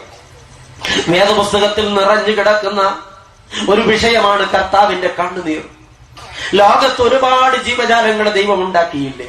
സൗരയൂഥങ്ങളെ, പക്ഷിമൃഗാദികളെ, വൃക്ഷലതാദികളെ ഒക്കെ ഒരുപാട് മൃഗജാലങ്ങളെ ഉണ്ടാക്കി. താൻ ഉണ്ടാക്കിയ ഏതെങ്കിലും ഒരു ജീവിയെ കുറിച്ച് സ്വർഗത്തിലെ ദൈവം അനുതപിച്ചെങ്കിൽ അത് ഈ മനുഷ്യനെ കുറിച്ച് മാത്രമാണ്. താൻ ഉണ്ടാക്കിയ ഏതെങ്കിലും ഒരു ജീവിയെ കുറിച്ച് സ്വർഗത്തിലെ ദൈവം കരഞ്ഞെങ്കിൽ അത് ഈ മനുഷ്യനെ കുറിച്ച് മാത്രമാണ്. മനുഷ്യരിൽ ഒരുത്തൻ പോലും തന്റെ സങ്കടം കേൾക്കാനില്ല എന്ന് ബോധ്യപ്പെട്ട നാളിൽ ദൈവം ആകാശത്തെയും ഭൂമിയെയും വിളിച്ച് വാവിട്ട് നിലവിളിച്ച ഒരു രംഗം യെശയ്യാവ് എഴുതിയത് നിങ്ങൾ വായിച്ചിട്ടില്ലേ? ആകാശമേ കേൾക്കാ, ഭൂമിയെ ചെവിതരിക, ഞാൻ മക്കളെ പോറ്റി വളർത്തി, അവർ എന്നോട് മത്സരിക്കുന്നു, ഞാൻ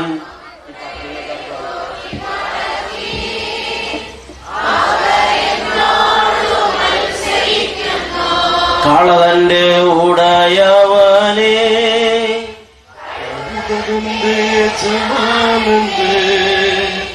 പുൽത്തൊട്ടി അറിയുന്നല്ലോ, എൻ ജനമറിയുന്നില്ല. ആമേൻ. കളതന്റെ ഉടയവനെ, കഴുതവന്റെ യജമാനന്റെ, പുൽത്തൊട്ടി അറിയുന്നല്ലോ, എൻ ജനമറിയുന്നില്ല. ആകാശമേ നീ കേൾക്ക്, ഭൂമിയെ എന്റെ വാക്കുകൾക്ക് ചെവിതാ. ഞാൻ മക്കളെ പോറ്റി വളർത്തി, മക്കളെ അവരെന്നോട് മത്സരിക്കയാ. കർത്താവ് ഇന്ന് രാത്രി പറയുന്നത് ഇത് തന്നെയാ. അവർ എന്നോട് മത്സരിക്കയാ. കാള തന്റെ ഉടയവനെ അറിയും. മിണ്ടാപ്രാണിയും ബുദ്ധിഹീന മൃഗമെന്ന് വിളിക്കപ്പെടുന്നതുമായ കഴുത തന്റെ യജമാനന്റെ പുൽക്കൂടറിയും. ബുദ്ധിയും ജ്ഞാനവും വിവേകവും മജ്ജയും മാംസവും രക്തവും ജീവനുമുള്ള എന്റെ ജനമോ എന്നെ അറിയുന്നില്ല. ദൈവത്തിന്റെ വിലാപം. ആ കണ്ണുനീർ ആര് തുടയ്ക്കും? ദൈവ പൈതലേ, കർത്താവ് ഇന്ന് രാത്രി കരയുന്നത് നിന്നെ നോക്കിയിട്ടാണെങ്കിൽ, നിന്റെ പാപജീവിതം കണ്ടിട്ടാണെങ്കിൽ ആ കണ്ണുനീർ തുടയ്ക്കാൻ ഞാൻ വിചാരിച്ചാൽ പറ്റില്ല. നീ തന്നെ കൈ നീട്ടണം. കർത്താവേ, നീ ഇനി എന്നെ നോക്കി കരയണ്ട, ഞാനിതാ നിന്റെ പക്ഷത്തേക്ക് മാറി നിൽക്കാം. ആർക്കിത് പറയാൻ മനസ്സാകും? എന്തിന് ഈ കൺവെൻഷൻ ഇങ്ങനെ നടത്തുന്നത്? എല്ലാ വർഷവും 4 ദിവസം ആഘോഷമായി പാറയിൽ ചേർന്ന് വന്നാൽ പുണ്യം കിട്ടുമെന്ന് നിലച്ചിട്ടാ അല്ല. ഈ പ്രഘോഷിക്കപ്പെടുന്ന വചനം നിന്റെ ഹൃദയത്തെ കീറി മുറിച്ചിട്ട് നീ മാനസാന്തരപ്പെടണം. നിന്റെ ജീവിതത്തിൽ ഒരു പരിവർത്തനം ഉണ്ടാകണം. ഈ പ്രസംഗ ശുശ്രൂഷ തീരും മുമ്പ് ഒരാളെങ്കിലും പാപജീവിതത്തോട് വിട പറഞ്ഞ് അപ്പ ആയുസ്സുള്ള കാലം ഇനി ഞാൻ നിന്നെ അപമാനിക്കയില്ല എന്ന് പറയുമെങ്കിൽ ഈ വരവിന് അർത്ഥമുണ്ടായി മക്കളെ. ഇല്ലെങ്കിൽ അച്ഛന്റെ ആക്രോശം ജലരേഖയായി പോകുമല്ലോ. ഇത് അച്ഛന്റെ വികാരങ്ങളല്ല പ്രകടമാകുന്നത്. അത്ഭുതങ്ങളുടെ ദൈവമാണ് ഇപ്പോൾ വിലാപം കഴിക്കുന്നത്. മക്കളെ ചൊല്ലിയുള്ള വിലാപം. നീ ആരാണെന്ന് നീ അറിയണം. ജീവനുള്ള ദൈവത്തിന്റെ ആലയം മാത്രമല്ല, സ്വർഗീയ പിതാവിന്റെ മകനാണ്, മകളാണ്. അപ്പന്റെ സ്റ്റാറ്റസ് മക്കളുടെ കയ്യിലാണ്. അപ്പന് മാനം കെടുത്തരുത്. വീണ്ടും നീ ആരാണ്?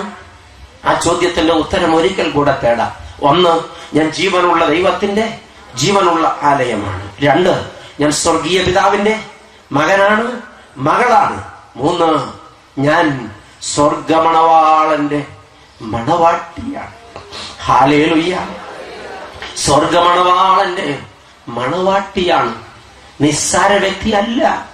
സ്വർഗീയ രാജാവ് വിവാഹ നിശ്ചയം ചെയ്ത് വീടൊരുക്കാൻ പോയിരിക്കുന്ന മണവാട്ടി, പതിവ്രതയായിരിക്കേണ്ടവൾ, മണവാളിനു വേണ്ടി തന്നെ ഒരുക്കി കാത്തിരിക്കേണ്ടവൾ. വിവാഹ നിശ്ചയം കഴിഞ്ഞാൽ മണവാളന്റെ മനസ്സിൽ ഒറ്റയൊരു കഥാപാത്രമേ പിന്നെ ഉള്ളൂ. അത് മണവാട്ടിയാണ്. എന്റെ മണവാട്ടി. മണവാട്ടിയെ കുറിച്ച് മാത്രം മനസ്സിൽ ധ്യാനിച്ചുകൊണ്ട് മണവാളൻ മണവറയൊരുക്കുകയാണ്. മണവാട്ടിക്ക് പകരം മറ്റൊരു സ്ത്രീയെ മനസ്സിൽ ധ്യാനിച്ചാൽ മണവാളൻ പാപമാണ് ചെയ്യുന്നത്, അവൻ പരസംഗമാണ് ചെയ്യുന്നത്. മണവാട്ടിയുടെ മനസ്സിൽ ഒരാളെ കാണാവൂ. വിവാഹ നിശ്ചയം കഴിഞ്ഞാൽ പിന്നെ ഒരു പുരുഷനെ മണവാട്ടിയുടെ മനസ്സിൽ കാണാവൂ, അത് മണവാളനാണ്. മസിഹ മണവാളന്റെ മനസ്സിൽ ഒരു മണവാട്ടി മാത്രമേ ഉള്ളൂ, അത് സഭയാണ്, ഞാനാണ്, നീയാണ്. മണവാട്ടിയെ നിന്റെ മനസ്സിൽ ആരൊക്കെയുണ്ട്? നീ ഇന്ന് ധ്യാനിക്കുന്നതും നനയ്ക്കുന്നതും കാത്തിരിക്കുന്നതും കാക്ഷിക്കുന്നതും അവസരങ്ങൾ ഒരുക്കുന്നതും പ്രത്യാശിക്കുന്നതും പണം മുടക്കുന്നതും ഒരുങ്ങുന്നതും ഈ സ്വർഗമണവാളനെ പ്രാപിക്കാനോ ലോകത്തിന്റെ ഇമ്പങ്ങളെ പ്രാപിക്കാനോ? ഈ ലോകത്തിന്റെ ഇമ്പങ്ങളെ നീ താലോലിക്കുന്നിടത്തോളം ദൈവ പൈതലെ നിനക്ക് പാതിവൃത്യഭംഗം സംഭവിച്ചു. നീ കളങ്കപ്പെട്ടു. നീ സ്വർഗമണവാളിന് പകരം മറ്റു ചിലരെ വരിച്ചുപോയി. നിന്റെ ഹൃദയം പാപത്തിന് പെട്ടുപോയെങ്കിൽ, നിന്റെ ജീവിതം ഈ ലോക ഇമ്പങ്ങൾക്ക് പണയപ്പെടുത്തപ്പെട്ടെങ്കിൽ, നീ നിന്റെ സ്വർഗമണവാളനെ പരിത്യജിച്ചിട്ട് നീ ജാരന്മാരെ പ്രാപിച്ചുപോയി. ദൈവവൈതലെ അതിന് അച്ഛൻ എപ്പോഴും കൊണ്ട് ഉദാഹരണം പറയാറുണ്ട്, കേട്ട് കാണും നിങ്ങൾ. അത് സരസമായിട്ടാണ് ഞാൻ പറയാറുള്ളത്. ഇന്ന് എന്തുകൊണ്ടോ നിന്ന സമയം മുതൽ ഭയങ്കരമായ സീരിയസ്നെസ് ഈ വചനത്തിൽ എന്നെ ബാധിക്കുകയാണ്. സരസമായി പോകാൻ കഴിയുമെന്ന് തോന്നുന്നില്ല, എങ്കിലും ഞാൻ ശ്രമിക്കട്ടെ. ഒരു ഉദാഹരണം, പാതിവൃത്യഭംഗം സംഭവിച്ചാൽ എന്ത്? ഈ ചോദ്യത്തിന്റെ ഉത്തരം, ഇവിടെ ഇരിക്കുന്ന ഒരു ചെറുപ്പക്കാരന്റെ കല്യാണം നോമ്പ് വീടി വരുന്ന ദിവസം നടത്താൻ തീരുമാനിച്ചു വെച്ചിട്ടുണ്ട് എന്ന് വിചാരിക്കുക. വെച്ചിട്ടുണ്ടെങ്കിലും കുഴപ്പമില്ല, വിചാരിച്ചാലും കുഴപ്പമില്ല, അങ്ങ് വിചാരിക്കുക. നോമ്പ് വീടുന്ന തൊട്ടടുത്ത ദിവസം ഒരു തിങ്കളാഴ്ച ഈ പയ്യന്റെ കല്യാണമാണ്. കല്യാണം നടക്കുന്നത് കുറുപ്പുംപടി പള്ളിയിൽ വെച്ചാണ്. പണ്ടൊക്കെ കല്യാണ സദ്യ വീടുകളിലായിരുന്നു, ഇപ്പൊ വീടുകളിലേക്ക് ആരും പോകാറില്ല. കല്യാണം വിളിക്കുന്നവർക്കൊക്കെ അറിയേണ്ടത് പരിപാടി എവിടെയാണെന്ന, കല്യാണ കൂതാശ എവിടെയാണെന്ന് ആരും ചോദിക്കാറില്ല, പരിപാടി എവിടെയാണെന്ന്. ഈ കുറുപ്പുംപടി പള്ളിക്ക് വലിയ ഹാളുണ്ട്, 1000 പേർക്കൊക്കെ ഭക്ഷണം കൊടുക്കാൻ സംവിധാനമുണ്ട്. അവിടെ തന്നെയാണ് ക്രമീകരണം ചെയ്തിരിക്കുന്നത്. വിവാഹമൊക്കെ കഴിഞ്ഞു. 14,000 പേരെ വിളിച്ചിട്ടുണ്ടായിരുന്നു. ആ വീട്ടിലെ ഒറ്റ കല്യാണമാണ്, ഒറ്റ മോനേ ഉള്ളൂ. നല്ല തറവാട്ടിലെയാ, നല്ല പണക്കാരാ, നല്ല പ്രതാപികളാ, പാരമ്പര്യമുള്ളവരാ, തറവാടികളുമാ, ഒരു കുഴപ്പമില്ലാത്ത കുടുംബമാ. കുറ്റമോ തെറ്റോ ഒന്നും അവരുടെ ജീവിതത്തിലില്ല. നിർമ്മലനായ ഒരു ചെറുപ്പക്കാരൻ ഇവിടെ ഇരിപ്പുണ്ട് കേട്ടോ. പ്രിയപ്പെട്ടവരെ, കല്യാണമൊക്കെ കഴിഞ്ഞു, സദ്യവട്ടങ്ങളൊക്കെ കഴിഞ്ഞു. അപ്പോഴേക്ക് 3 മണിയായി. മണവാളനും മണവാട്ടി അപ്പോഴേക്ക് നല്ലോണം ക്ഷീണിച്ചു. 3-4 ഗ്രൂപ്പ് മെഷീൻ കണ്ണുകാരുണ്ടായിരുന്നു. ഇവിടെ ഒരുത്തൻ കയറി ഇരിപ്പുണ്ട്, ക്ഷമിക്കണം ദൈവമക്കളെ. ഇതുകൊണ്ട് ഈ ചെറുക്കനെയും പെണ്ണിനെയും ചിറ്റിച്ചുകൊണ്ട് നടന്ന് ഒരു പരുവത്തിലാക്കി. അത് കഴിഞ്ഞപ്പോ വീട്ടിലേക്ക് പോവുക. വീട്ടിലേക്ക് പോകണമെങ്കിൽ ഈ പെണ്ണ് മന്ത്രകോടി ചുറ്റി വരണം. മന്ത്രകോടി എന്ന് പറഞ്ഞാൽ നമുക്ക് പിടികിട്ടൂല. വിരിപ്പാവ് എടുത്തോണ്ട് വരാൻ പെണ്ണിനെ കൊണ്ട് ആൾക്കാർ പോയി. മണവാളൻ അവശനായി കാറിനകത്തോട്ട് കയറി അങ്ങ് ഇരുന്ന് കഴിഞ്ഞപ്പോ ഈ മണവാളൻ ഒരു പെങ്ങളുണ്ട്. ഈ പെങ്ങളെന്ന് പറയുന്ന സാധനം ഭയങ്കര ദുർവാശിക്കാരിയാ. അതിവിടെ വന്നിട്ടുണ്ട്. ഒരു കാര്യം മനസ്സിൽ തീരുമാനിച്ചതല്ലാതെ പിന്നെ അവരുടെ ജീവിതത്തിൽ വേറെ ഒന്നും ഉണ്ടാവില്ല. അവള് ഈ കാറിലേക്ക് ആങ്ങളെ അടുത്തോട്ട് കയറി അങ്ങ് ഇരുന്നു. തോഴ്മ നിന്ന കൊച്ചു നോക്കുമ്പോ ഇനി ഞാൻ എന്തിനാ പുറത്ത് നിൽക്കുന്നത്, അവനും കയറി അങ്ങ്. ഇവൻ അതിലും വലിയ വാശിക്കാരനാ. പിടിച്ചോടെ മുറിച്ചോണ്ട് പോകുള്ളൂ. ആ സീറ്റ് അങ്ങ് നിറഞ്ഞേ. ഇത് കഴിഞ്ഞപ്പോഴാ മണവാളനൊരു മൂത്ത പെങ്ങളുണ്ട്, അവളെ കെട്ടിച്ചു വിട്ടതാ. 2 പിള്ളേരും ഉണ്ട്. അവള് നോക്കുമ്പോ ഞാൻ എന്തിനാ മോശമാക്കണേ, കെട്ടിയോനെയും 2 പിള്ളേരെയും പിടിച്ച് മറ്റേ സീറ്റിലേക്ക് കയറി അവള് വന്നിരുന്നു. അത് ആ ഇളയന്റെ ബാക്കിയാ. പാരമ്പര്യമായിട്ട് വാശി മൂത്ത വർഗ, വീട്ടുകാര് പറയണില്ല. ദൈവമക്കളെ, വാശി മൂത്ത വർഗ.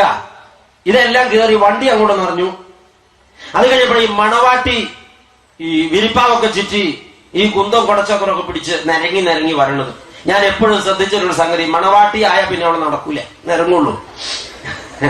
എന്താ സംഗതി ഇതുവരെ എനിക്ക് മനസ്സിലായിട്ടില്ല. ഇതിങ്ങനെ അനങ്ങിയും കുണുങ്ങിയും വന്നപ്പോ കാറിനകത്ത് കയറാൻ സ്ഥലമില്ല. അപ്പൊ അടുത്ത് നിന്നൊരു വല്യപ്പനി ചെറിയ പെങ്ങള് മണവാളന്റെ അടുത്തിരിക്കുന്ന സാധനത്തിന്റെ കൈക്ക് പിടിച്ചു. ചെറുതെന്ന് പറഞ്ഞാൽ അത്ര ചെറുതൊന്നുമല്ല, 10-13 വയസ്സുണ്ട്.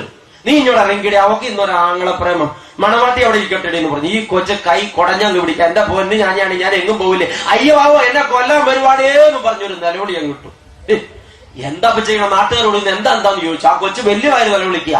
അടുത്തിരിക്കണത് ഓൾമ കൊച്ചു പറഞ്ഞു, എന്നെ കൊന്നാലും ഞാൻ ഇറങ്ങൂല എന്ന് പറഞ്ഞു. അപ്പൊ ഈ മണവാട്ടി ഇത് കണ്ടേച്ചു വെച്ച്, ഇത് എന്നെ ഈ കാട്ടണേ, ഇത് എന്ത് കുഴപ്പമായി ഉണ്ടാക്കണേ? ഈ ചെറുക്കനും പെണ്ണും കല്യാണം കഴിഞ്ഞാൽ ഒരു വണ്ടിയെ കയറിയേ പോകാവുള്ളൂ എന്ന് എവിടെയെങ്കിലും നിയമം എഴുതി വെച്ചിട്ടുണ്ട്. ആ കൊച്ചവിടെ ഇരുന്നെങ്കിൽ അവിടെ ഇരുന്നോട്ടെ. നമ്മൾ കുറച്ചുകൂടി ലിബറൽ ആയിട്ട് ചിന്തിക്കണ്ടേ? ഇത് ഇത്രയും പുരോഗമിച്ച കാലമല്ലേ? ചേട്ടായി എന്താ പറയണേ ചോദിച്ചു. മണവാളനങ്ങ് പുളകം കൊണ്ടുപോയി. എന്റെ അമ്മോ, ഇത്രയും പുരോഗമന ചിന്താഗതിക്കാരിയ ഒരു ഭാര്യ എനിക്ക് കിട്ടി. അല്ലയോ, ഇതിൽ കൊള്ളന്നെ വേണ്ടേ? ഇത്രയും ലിബറൽ ആയിട്ടൊരു പെൺകുട്ടി. നീ പറഞ്ഞതാടി ശരി എന്ന് പറഞ്ഞു. കെട്ടിയ അന്ന് ചെറുക്കൻ പറഞ്ഞ വാക്കെന്താ? നീ പറഞ്ഞതാണ് ശരി. അന്ന് അവന്റെ ശവക്കുഴി അവൻ വെട്ടി. നിങ്ങൾക്ക് എല്ലാവർക്കും ഞാൻ പറഞ്ഞതിന് പൾസ് മനസ്സിലായില്ല. മിക്കവാറും ആണുങ്ങളെ കല്യാണം കഴിഞ്ഞാൽ പിന്നെ പറയുന്ന ഒരു ഡയലോഗാണ്, നീ പറഞ്ഞതാടി ശരി. സ്വന്തം ശവക്കുഴി തോണ്ടുന്ന മൂഢൻ. ഒന്നൊന്നല്ല, ഒരുപാട് എണ്ണങ്ങൾ വന്നിട്ടുണ്ട്. ചിരിക്കണത് ഇവിടുന്ന ആമേ. എന്താ വെച്ചാൽ ഗിയറും സ്റ്റീറിംഗും ഒക്കെ ഇവരുടെ കയ്യില. സ്തോത്രം, അതവിടെ നിൽക്കട്ടെ. അപ്പൊ ഈ മണവാളം പറഞ്ഞു, നീ പറഞ്ഞതാ ശരി, ഒരു കുഴപ്പമില്ല, നീ വേറെ വണ്ടി കയറിക്കളം പറഞ്ഞു. അവളെ പുറകിൽ കിടന്ന കാറിലോട്ട് കയറി. എല്ലാ കാറും പുറപ്പെട്ടു. ഈ പള്ളിയിൽ നിന്ന് ഒരു 45 മിനിറ്റ് ഓട്ടമുണ്ട്. നല്ല റോഡല്ലേ, നല്ല റോഡല്ലേ. ഞാൻ ഇതുവഴിയാ വന്നേ. എങ്ങോട്ട് പോയാലും നല്ല റോഡാ. ഇവിടെ ഗവൺമെന്റ് ഉണ്ടോ എനിക്കറിയില്ല, പോട്ടെ. നല്ല റോഡാ. ഈ റോഡ് വഴി നിരങ്ങി മുങ്ങിയും കയറി വണ്ടിയൊക്കെ പോയി പോയി പോയി പോയി 45 മിനിറ്റ് കൊണ്ട് മണവാളം കയറിയ വണ്ടി ഒരു വിധത്തിൽ മുറ്റത്തെത്തി. നല്ല വീടൊക്കെയാ. പുറകെ ഒരു 10-12 വണ്ടി വന്നു. അപ്പൊ നമുക്ക് മണവാട്ട് കയറിയ വണ്ടി വന്നില്ല. അപ്പൊ അതെന്തായിരിക്കും? അപ്പൊ ആര് പറഞ്ഞു, ഈ പോന വഴിക്ക് ഒരു 10-100 കുരിശുണ്ട്. എല്ലാ കുരിശിങ്ങനെ വഴിപാട് ഇടാൻ നിർത്തിയിട്ടുണ്ടാവും. അങ്ങനെ ചിലർക്ക് ശീലമുണ്ട്. ഉറുമ്പ് പോണ പോലെ ചിലർ വണ്ടി പോവുക. കല്യാണത്തിനാകുമ്പോൾ പ്രത്യേകിച്ച് താമസിക്കണതായിരിക്കും, സാരമില്ല. 10-20 മിനിറ്റ് ആയിട്ട് മരണില്ല. അപ്പൊ ആരോ പറഞ്ഞു, അല്ല ടയറും പഞ്ചറായി കാണും. 1 മണിക്കൂറോളായി എന്നിട്ടും വരണില്ല. അപ്പൊ ആര് പറഞ്ഞു, 4 ടയറും പഞ്ചറായി കാണും. 4 ഉള്ളൂ, ഇനി വേറെ ടയർ ഇല്ലല്ലോ. എന്നിട്ട് കാണണില്ല. അപ്പൊ ആകെ ടെൻഷനായി. ഈ ടെൻഷൻ കയറി കഴിഞ്ഞപ്പോൾ ആൾക്കാർ പറഞ്ഞു, ഇതെന്തായാലും തപ്പിയിട്ട കാര്യം ഉണ്ടെന്ന് പറഞ്ഞു. വണ്ടിയൊക്കെ സ്റ്റാർട്ട് ചെയ്ത് തിരിച്ചുപോയി. ഈ പള്ളി വരെ അവർ വന്നു. വന്ന വഴി എല്ലാം പോയി നോക്കി. ഇപ്പൊ കുന്തം പോയ കുടത്തിലും തപ്പണമെന്ന് നമ്മുടെ നാട്ടിൽ ചൊല്ലുന്നത്. കുളത്തിൽ വരെ തപ്പി. ഒരിടത്തും ഈ സാധനമില്ല, വണ്ടിയില്ല, പെണ്ണുമില്ല. സാധനം പോയി. എന്താ ചെയ്യണേ? ആകെ ടെൻഷനായി. ചെറുക്കൻ ആകെ ടെൻഷൻ, ചെറുക്കന്റെ അപ്പന് ടെൻഷൻ, അമ്മയ്ക്ക് ടെൻഷൻ, പെണ്ണിന്റെ അപ്പനും അമ്മയും കിടന്ന് വെല്ലുവായി നിലവിളി. ആങ്ങളമാര് തേരാപ്പാര തെക്ക് മടക്ക് ഓടണം. അയ്യോ, ഇത് എവിടെയാ പോയത്? അവസാനം ആൾ പറഞ്ഞത് വിട്ടാ പറ്റില്ല, പോലീസ് പറയണം. കുറുപ്പുംപടി പോലീസിൽ വിവരം കൊടുത്തു. ആ പോലീസ് ഉടനെ തന്നെ എല്ലാ സ്ഥലത്തേക്കും വിവരം കൊടുത്തു. കേരള പോലീസ് തൽക്ഷണം അവരുടെ വജ്രായുധം എടുത്ത് പ്രയോഗിച്ചു. ക്ഷമിക്കണം, പോലീസുകാർ വന്നിട്ടുണ്ട്. കേരള പോലീസിന്റെ ഏറ്റവും ശക്തിയുള്ള ആയുധം എന്നറിയോ? വല. പോലീസ് വല വിരിച്ചു എന്ന് നിങ്ങൾ പത്രത്തിൽ വായിച്ചിട്ടില്ലേ? ഇന്ന് വരെ ഒരു പൊടിനെയും പോലും അതിനകത്ത് കയറിയിട്ടില്ല. അങ്ങനെ ഒരു ഭാഗ്യമുണ്ട്. ആമേൻ. ദൈവമക്കളെ, പോലീസ് വലവരിച്ചു. ഭയങ്കരമായിട്ട് അന്വേഷണം നടക്കുക. മണവാളന്റെ ഗ്രൂപ്പ്, അവരുടെ ഇന്റലിജൻസ് ബ്യൂറോ, അങ്ങനെ മണവാട്ടിയുടെ വീട്ടിൽ നിന്ന് വേറൊരു ബ്യൂറോ, അങ്ങനെ എത്തിപ്പിടിച്ച അന്വേഷണ. സന്ധ്യയായി, ഇരുട്ടായി. മണവാളനാണെങ്കിൽ ഒരിടത്ത് ഇരിപ്പ, അവശനായി. നീ പറഞ്ഞതാടി ശരി. ഇതനുഭവിക്കുള്ളൂ. അവൻ ഒരു സ്ഥലത്ത് സമാധിയായിട്ട് ഇരിപ്പായി. അമ്മ കരഞ്ഞുകൊണ്ട് കിടക്കണു, അപ്പം വേറൊരു സ്ഥലത്ത് കിടക്കണു. ആകെ ടെൻഷൻ, മൊത്തം പ്രശ്നം. 8 മണിയായി, 9 മണിയായി, എല്ലാ മൊബൈൽ ഫോൺ അങ്ങോട്ടും ഇങ്ങോട്ടും വിളിയാ. വല്ല വിവരവും ഒരു വിവരവും ഇല്ല. സോറി എന്ന് മാത്രം ആൻസർ. അവസാനം രാത്രി 11:45 മണിയായപ്പോ പോലീസിന്റെ വലയെ തന്നെ ഈ സാധനം കുടുങ്ങി. അത്ര മോശമൊന്നല്ല നമ്മുടെ പോലീസിന്റെ വലയെ തന്നെ അത് കുടുങ്ങി. ദൈവമക്കളെ, എറണാകുളം പട്ടണത്തിലെ ഒരു 5 നക്ഷത്ര ഹോട്ടലില് ഒരു പ്രത്യേക മുറിയിൽ അവളെ കണ്ടു. കൂടെ ഒരു ചെറുപ്പക്കാരനും ഉണ്ടായിരുന്നു, പഴയ കാമുകൻ. എന്തായാലും ഇത് ആദ്യ രാത്രി അല്ല എന്നുള്ളത് ഉറപ്പ്. തിരിഞ്ഞില്ല അല്ലേ? ഞാൻ വിട്ടു. പോലീസ് തൊണ്ടി സേതം പിടിച്ചു. 2 കൊണ്ടുവന്ന് കുറുപ്പുംപടി പോലീസ് സ്റ്റേഷനിൽ നിർത്തി.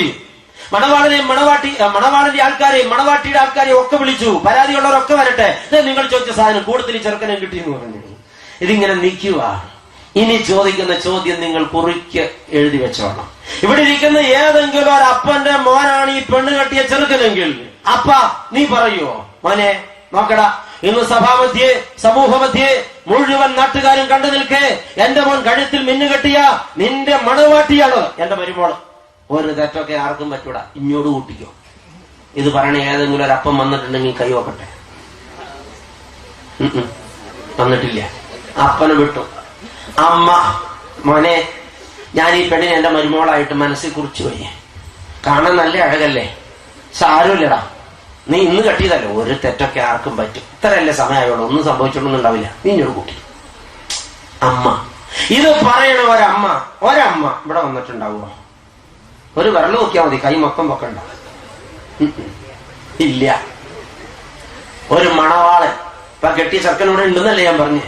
ഈ ചെറുക്കൻ പറയുമോ, എടി പെണ്ണെ, സഭാമധ്യേ സമൂഹമധ്യേ കൂദാശയിലൂടെ ഞാൻ നിന്റെ കഴുത്തിൽ മിന്നു കെട്ടിയതാ, നിസ്സാര പരിപാടിയൊന്നുമല്ല, ഒരു തെറ്റൊക്കെ പറ്റും, ഞാൻ പുറത്തു, അത് വിട്, നീ ഇഞ്ഞ് പോരെന്ന് പറയുന്ന ഒരു മണവാളനോട് ഉണ്ടാവുമോ? ഉണ്ടാവുമോ?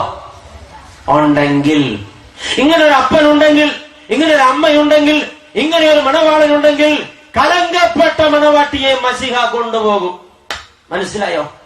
അങ്ങനെ ഉണ്ടെങ്കിൽ മാത്രം നിന്റെ മരുമകൾ തെറ്റ് ചെയ്താൽ നീ സ്വീകരിക്കില്ലെങ്കിൽ, നിന്റെ ഭാര്യ തെറ്റ് ചെയ്താൽ നീ സ്വീകരിക്കില്ലെങ്കിൽ, സ്വർഗമണവാളൻ മസിഹ വിവാഹ നിശ്ചയം ചെയ്ത മണവാട്ടിയെ തങ്കപ്പെട്ടവളായിരിക്കേണ്ട നീ കളങ്കപ്പെട്ടു പോയാൽ, നീ പാപത്തിന് നിന്നെ അടിമ വെച്ചാൽ, അന്യാരാധനയ്ക്ക് പോയിപ്പോയാൽ, ഈ ദൈവത്തെ മറന്ന് ലോകത്തിന്റെ ഇമ്പങ്ങളിൽ അശുദ്ധിക്ക് നീ നിന്നെ പണയപ്പെടുത്തിയാൽ, നിന്നെ ഈ പരിശുദ്ധ മണവാളൻ കൂടെ കൊണ്ടുപോകുമെന്ന് നീ നിലച്ചു പോയെങ്കിൽ നിനക്ക് തെറ്റി. കൊണ്ടുപോകില്ല മക്കളെ, അത് വ്യാമോഹം മാത്രമായിരിക്കും. കളങ്കപ്പെട്ടവളെ കയ്യേൽക്കാൻ ഈ ലോകത്തൊരു അപ്പനോ അമ്മയോ മണവാളനോ തയ്യാറല്ലെങ്കിൽ സ്വർഗം ഒട്ടും തയ്യാറാകില്ല. വിശുദ്ധി മാത്രമാണ് സ്വർഗമണവാളൻ തേടുന്ന മാനദണ്ഡം. നീ ഒരുങ്ങിയിരിക്കുക, സൂക്ഷ്മതയോടെ ഒരുങ്ങിയിരിക്കുക. ദൈവത്തിന്റെ പരിശുദ്ധാത്മാവ് ഹൃദയങ്ങളെ കീറി നിന്നോട് പറയുന്ന വാക്ക്, നീ ഒരുങ്ങിയിരിക്കുക. സാത്താൻ നിന്നിൽ ആരോപിക്കാൻ ഒരു കളങ്കവും കാണരുത്. ഇവൾ എന്റെതാ, ഇവൻ എന്റെതാ എന്ന് പറയാൻ നീ വിട്ടുകൊടുക്കരുത്. പിശാചിനിടം കൊടുക്കരുത്. പാതിവൃത്യഭംഗം വരരുത്. കളങ്കപ്പെടരുത്. നിന്നെ തന്നെ ഒരുക്കി മസിഹ മണവാളന്റെ പ്രത്യക്ഷതയ്ക്കായി കാത്തിരിപ്പീൻ. നീ ആരാണെന്ന് നീ അറിയണം. 3 ഉത്തരങ്ങൾ അച്ഛൻ പറഞ്ഞു. 1, നീ ജീവനുള്ള ദൈവത്തിന്റെ ആലയമാണ്. 2, നീ സ്വർഗീയ പിതാവിന്റെ മകനാണ്, മകളാണ്. 3, നീ സ്വർഗമണവാളന്റെ മണവാട്ടിയാണ്. യോഗ്യതപ്പെട്ട് നിന്നാണ്. ഇതൊക്കെയാണ് ഞാനെങ്കിൽ അതിനുള്ള യോഗ്യത എന്നിൽ ഉണ്ടാകണം, ഉണ്ടായേ പറ്റൂ. ഇല്ലെങ്കിൽ അത് ദൈവനിന്ദയാണ്. ഇപ്പോൾ ഞാൻ ആരാണെന്ന് മനസ്സിലായി. ഇനി എനിക്കുള്ള വാഗ്ദത്തം എന്താണെന്നും കൂടെ ഞാൻ പരിശോധിക്കട്ടെ. 2 വാഗ്ദത്തങ്ങൾ ഇവിടെ പറഞ്ഞു. ദൈവമക്കളെ, വീണ്ടും അപ്പോസ്തലൻ സംസാരിക്കുന്നു. ഞാൻ അവരിൽ വസിക്കുകയും അവരുടെ ഇടയിൽ നടക്കുകയും ചെയ്യും. ഞാൻ അവർക്ക് ദൈവവും അവർ എനിക്ക് ജനവുമാകും. 1-ാമത്തെ വാഗ്ദത്തം, ഞാൻ അവരിൽ വസിക്കും, അവരുടെ ഇടയിൽ നടക്കും, ഞാൻ അവർക്ക് ദൈവവും അവർ എനിക്ക് ജനവുമായിരിക്കും. ഈ വാഗ്ദത്തത്തിന്റെ ആഴം നിങ്ങൾ അറിഞ്ഞോ? ഞാൻ അവരിൽ വസിക്കും. ദൈവം നമ്മളിൽ വസിച്ചാൽ, ഹല്ലേലൂയ, പിന്നെ നമ്മുടെ ജീവിതത്തിൽ ഒരു സംഗതിക്കും കുറവില്ല. ദൈവം നമ്മളിൽ വസിച്ചാൽ അവൻ നമ്മളെ പുലർത്തും, അവൻ നമ്മളെ നടത്തും, അവൻ നമുക്ക് ബുദ്ധി ഉപദേശിക്കും, അവൻ നമ്മുടെ ബാധ്യതകൾ ഏറ്റെടുക്കും, അവൻ നമ്മെ സൗഖ്യമാക്കും, അവൻ നമ്മുടെ പ്രതിസന്ധികൾ തീർക്കും, അവൻ നമ്മെ കൈപിടിച്ച് നടത്തും, അവൻ നമ്മുടെ അനുഗ്രഹമായിരിക്കും. ഇതാ, ഞാൻ നിങ്ങളിൽ വസിക്കും. ദൈവം എന്റെ ഉള്ളിൽ വസിച്ചാൽ, ഹല്ലേലൂയ, ദൈവം എന്റെ ഉള്ളിലുള്ളിടത്തോളം എന്റെ പ്രശ്നങ്ങൾക്കെല്ലാം പരിഹാരമുണ്ട്. ആമേൻ. പിന്നെ എനിക്ക് ഭാരമില്ല, രോഗമില്ല, ഭീതിയില്ല, ഭയമില്ല, അസ്വസ്ഥതയില്ല, ആകുലതയില്ല, നെടുവീർപ്പിന് വകയില്ല. എന്റെ ദൈവം എന്റെ ഉള്ളിലുണ്ട്. അവൻ എന്റെ സകല പ്രശ്നങ്ങൾക്കും പരിഹാരകനാണ്. പിന്നെ അവൻ പറഞ്ഞു, ഞാൻ നിങ്ങളുടെ ഇടയിൽ നടക്കും. ആമേൻ. കർത്താവ് നമ്മുടെ ഇടയിൽ നടന്നാൽ 2 പുണ്യമുണ്ട്. 1, നാം വീഴാതെ താങ്ങും. ഒരപ്പൻ തന്റെ മകന്റെ കൈപിടിച്ച് നടത്തിക്കൊണ്ട് പോകുമ്പോ കുഞ്ഞിന്റെ കാല് കല്ലിൽ തട്ടി കുഞ്ഞ് വീഴാൻ വെച്ചു പോയാൽ വീഴു. അപ്പൻ തൂക്കിയെടുത്ത് ഇങ്ങ് നിർത്തും. ആമേൻ. പിള്ളേരെ കൈപിടിച്ച് നടന്ന അപ്പന്മാർക്കും കയ്യെ പിടിച്ചെടുത്ത പിള്ളേർക്കും ഇതറിയാം. ഇവിടെ ഇരിക്കണവർക്ക് അത് അറിയാൻ ബുദ്ധിമുട്ടാ. ആയ കാലത്ത് അപ്പം മക്കളെ തൊട്ടിട്ടുമില്ല, മക്കൾ അപ്പന്റെ കയ്യിൽ പിടി കൊടുത്തിട്ടുമില്ല. ഇപ്പൊ എല്ലാരും കൈപ്പീരും കണ്ണീരും കുടിച്ചുകൊണ്ടിരിക്കുക. ദൈവത്തിന് സ്തോത്രം. അപ്പൻ കൈപിടിച്ച് നടത്തുന്ന മകൻ തെന്നിപ്പോയാൽ അപ്പൻ തൂക്കിയെടുത്ത് ഇവിടെ നിർത്തും, വീഴാൻ വിടില്ല. സ്വർഗത്തിൽ ദൈവം കൂടെ നടന്നാൽ അവൻ നിന്നെ വീഴാതെ താങ്ങും. നിന്റെ കണ്ണിനെ കണ്ണുനീരിൽ നിന്നും കാലിനെ വീഴ്ചയിൽ നിന്നും നിന്റെ പ്രാണന് മരണത്തിൽ നിന്നും അവൻ വിടുവിക്കുമെന്നല്ലോ സങ്കീർത്തനക്കാരൻ പറഞ്ഞത് 116. എന്നാഴ്ച മതി, ഇപ്പൊ വേണ്ട, സമയമില്ല. ദൈവമക്കളെ കേൾക്കുക. അപ്പോ അവൻ കൈപിടിച്ച് നടത്തും. കൂടെ നടന്നാൽ ഒന്നാമത്തെ പുണ്യം, അവൻ കൈപിടിച്ച് നടത്തും, വീഴാതെ താകും. കൂടെ നടന്ന വേറെ ഒരു പുണ്യമുണ്ട്. കർത്താവ് കൂടെ നടന്നാൽ നമ്മൾക്ക് പാപം ചെയ്യാനിട വരില്ല. സ്തോത്രം. കർത്താവ് കൂടെ നടന്നാൽ ഷാപ്പിന്റെ മുമ്പിൽ ചെല്ലുമ്പോ കർത്താവ് ഇവിടെ നിൽക്കട്ടോ, ഞാൻ ഇത്തിരി കുടിച്ചിട്ട് വരാന്ന് ആരും പറയില്ല. സാധ്യത വളരെ കുറവാണ്. അത്രയ്ക്ക് രസികന്മാരൊന്നും ഇവിടെ ഉണ്ടെന്ന് എനിക്ക് തോന്നണില്ല. അതെന്തിനാ അത് പറയുന്നത്? ഭർത്താവ് കൂടെയുണ്ടെങ്കിൽ ഭാര്യയും, ഭാര്യ കൂടെയുണ്ടെങ്കിൽ ഭർത്താവും തന്നെ സൂക്ഷിക്കുമല്ലോ. പിന്നെ കർത്താവ് കൂടെയുണ്ടെങ്കിലത്തെ കഥ പറയണോ? അതിന് ഞാൻ ഉദാഹരണം പറയും. ഈ ഉദാഹരണമാണ് മറക്കാതിരിക്കാനുള്ള കാരണം. ദുർനടപ്പുകാരിയായ ഒരു ഭാര്യയും ദുർനടപ്പുകാരനായ ഒരു ഭർത്താവും കൂടെ ഒരുമിച്ച് നടന്നു പോവുക. ഭാര്യയ്ക്ക് ദുർനടപ്പുണ്ടെന്ന് ഭർത്താവിന് അറിയില്ല, ഭർത്താവിന് ദുർനടപ്പുണ്ടെന്ന് ഭാര്യയ്ക്കും അറിയില്ല. ഈ ദുർനടപ്പെന്ന് പറഞ്ഞാൽ എന്നാന്ന് നിങ്ങൾക്ക് ഏകദേശം പിടിയുണ്ടാവും. രണ്ടുപേരും കൂടെ നടന്നു പോവുക റോഡെ. ഇങ്ങനെ പോകുമ്പോഴാണ് അത് സംഭവിച്ചത്. ഈ പെണ്ണിന്റെ ഇഷ്ടക്കാരൻ വരിക, അടുത്തെത്തുമ്പോ അവൻ ചിരിക്കും. അപ്പൊ ഇവിടെ ചിരിക്കാണ്ടിരുന്നാൽ അത് ബുദ്ധിമുട്ടാണ്. അപ്പൊ ചിരിച്ചു കഴിഞ്ഞാൽ കെട്ടിയും ചോദിക്കും, അത് ആരാടിയും ചോദിക്കും. അയ്യോ, പിന്നെ ആ സമാധാനം പറയണേ എങ്ങനെയാ? ചേട്ടായി വീട്ടിലില്ലാത്തപ്പോ ചേട്ടായി എന്ന് പറഞ്ഞാൽ പിന്നെ ഇടി അണി പിടിച്ചാൽ മതി. പറയാൻ പറ്റുമോ? ഈ പെണ്ണ് എന്ത് ചെയ്തെന്നറിയാമോ? നിലത്തേക്ക് നോക്കി നെല്ല് ചിക്കാൻ തുടങ്ങി. ടാറിട്ട റോട്ടിൽ നെല്ല് ചിക്കാന്നൊക്കെ പറഞ്ഞ ഇപ്പോഴത്തെ തലമുറയ്ക്ക് ഇനി ചിത്രം വരച്ച് ഡെമോൺസ്ട്രേറ്റ് ചെയ്യേണ്ടി വരും. നെല്ലുണ്ടോ, പുഴുങ്ങലുണ്ടോ, ചിക്കനുണ്ടോ, മേടിക്കുക, പുഴുങ്ങുക, തിന്നുക, അത്രേ ഉള്ളൂ. അതിൽ കൂടുതലൊന്നുമില്ല. അരിയേ. ദൈവമക്കളെ, ഈ സ്ത്രീ റോട്ടിൽ ഇങ്ങനെ നെല്ല് ചിക്കാൻ തുടങ്ങി. കെട്ടിയും ചോദിച്ചാൽ എന്നാടി? ഞാൻ നെല്ല് ചിക്കാൻ പഠിക്കാന്ന് പറഞ്ഞു. ഈ ടാറിട്ട റോട്ടിലെ നെല്ല് ചിക്കാൻ പഠിക്കണേ? അതെ, ഞാൻ ഈ നെല്ല് തിളപ്പിക്കാൻ വെച്ചിട്ടുണ്ട്, നാളെ നെല്ല് പുഴുങ്ങണത് ചെയ്യാം. ഞാൻ മറന്നു, ഇപ്പോഴല്ലേ ഓർത്ത് നെല്ല് ചിക്കാൻ മറന്നുപോയി. ഞാൻ ചിക്കി പഠിക്കാന്ന് പറഞ്ഞു. ഇവള് റോട്ടിൽ കൂടെ ചിക്കി, ഇവിടെ ചിക്കി കുറച്ചും കഴിയുമ്പോഴത്തേക്ക് ഈ സാധനം കടന്നുപോയി. രക്ഷപ്പെട്ടു കർത്താവേ. ഭർത്താവ് കൂടെ ഉള്ളപ്പോ ഭാര്യ സ്വയം സൂക്ഷിക്കും, കുഴപ്പമില്ല. കുറച്ചങ്ങോട്ട് പോയപ്പോ അതേ വരുന്നു ഈ ഭർത്താവിന്റെ ഇഷ്ടക്കാരി. കുഴഞ്ഞോ? ഇവള് വരുമ്പോ വെളുക്ക ചിരിക്കും. അതാണെങ്കിൽ ആരുടെ മെത്തക്ക് കയറണ സൈസിലെ സാധനം. അപ്പൊ ഇതിന് ചിരിച്ചു കാണിക്കാണ്ടിരുന്ന ആകെ പ്രശ്നം. അപ്പൊ ഭാര്യ ചോദിക്കുക, അത് ആരാ മനുഷ്യ? പിന്നെ പ്രശ്നമായോ? പിന്നെ ഭൂലോക പ്രശ്നമായോ? ഭർത്താവ് ഉടനെ തെക്കോട്ട് തിരിഞ്ഞ് കായ്ക്കാത്ത പ്ലാവേല് ചക്ക എണ്ണിക്കൊണ്ട് ഇങ്ങനെ നടക്കുക, ആകാശത്തേക്ക് നോക്കി. ഭാര്യ ചോദിച്ചാൽ വെച്ചാൽ മോളോട്ട് നോക്കിയേക്കണേ. അതെ, ഞാൻ ഈ പ്ലാവിൽ എത്ര ചക്ക ഉണ്ടെന്ന് ഇങ്ങനെ നോക്കുവായിരുന്നു. ആ പ്ലാവിൽ ചക്കയൊന്നും ഇല്ലത്. അത് ഇല്ലല്ലോ, അതല്ലേ ഞാൻ നോക്കിയേ. ഇപ്പോഴത്തേക്ക് സാധനം പോയി. അച്ഛൻ പറഞ്ഞ ഉപമ നിങ്ങൾക്ക് മനസ്സിലായോ? ഭാര്യ കൂടെയുള്ളപ്പോൾ ഭർത്താവും, ഭർത്താവ് കൂടെയുള്ളപ്പോൾ ഭാര്യയും തന്നെ സൂക്ഷിക്കുമെങ്കിൽ കർത്താവ് കൂടെയുള്ളപ്പോൾ പാപം ചെയ്യാൻ സാധ്യതകളില്ല. ഹല്ലേലൂയ. വാഗ്ദത്തം 1, ഞാൻ അവരിൽ വസിക്കും, അവരുടെ ഇടയിൽ നടക്കും. മാത്രമല്ല, ഞാൻ അവർക്ക് ദൈവവും അവരെനിക്ക് ജനവുമായിരിക്കും. ദൈവം, അവൻ നമ്മുടെ രാജാവ്, നമ്മൾ അവന്റെ പ്രജ. ഇതിൽ പരം എന്ത് ആനന്ദം വേണം? പക്ഷേ അതിന്റെ പിന്നിൽ കുറെ രഹസ്യങ്ങളുണ്ട്. നാം ജീവനുള്ള ദൈവത്തിന്റെ ആലയങ്ങളാണെന്ന് ബോധ്യപ്പെട്ട് വിശുദ്ധിയിൽ നമ്മെ തന്നെ ഒരുക്കി നിർത്തിയാൽ വാഗ്ദത്തം പാലിക്കും. ഇല്ലെങ്കിൽ പോക്ക. ദൈവം നമ്മളിൽ വസിക്കണം, ദൈവം നമ്മുടെ ഇടയിൽ നടക്കണം, നാം നമ്മളെ തന്നെ ഒരുക്കണം. ഒന്നാമത്തെ വാഗ്ദത്തം അതാണെങ്കിൽ, രണ്ടാമത്തെ വാഗ്ദത്തം അതിന്റെ താഴെ, അവരുടെ നടുവിൽ നിന്ന് പുറപ്പെട്ട് വേർപെട്ടിരിപ്പീൻ. അവിശ്വാസികളുടെ നടുവിൽ നിന്ന്, അശുദ്ധരുടെ നടുവിൽ നിന്ന്, പാപികളുടെ നടുവിൽ നിന്ന് പുറപ്പെട്ട് വേർപെട്ടിരിപ്പീൻ. ദൈവമില്ലാത്തവരുടെ നടുവിൽ നിന്ന്, അന്യാരാധനക്കാരുടെ നടുവിൽ നിന്ന്, ദൈവനിഷേധികളുടെ നടുവിൽ നിന്ന്, പാപമ്ലേച്ഛതകൾക്ക് ജീവിതം പണയപ്പെടുത്തിയ പാപികളുടെ നടുവിൽ നിന്ന് പുറപ്പെട്ട് വേർപെട്ടിരിപ്പീൻ എന്ന് കർത്താവ് അരുളി ചെയ്യുന്നു. അശുദ്ധമായത് ഒന്നും തൊടരുത്, അശുദ്ധമായത് ഒന്നും തൊടരുത്.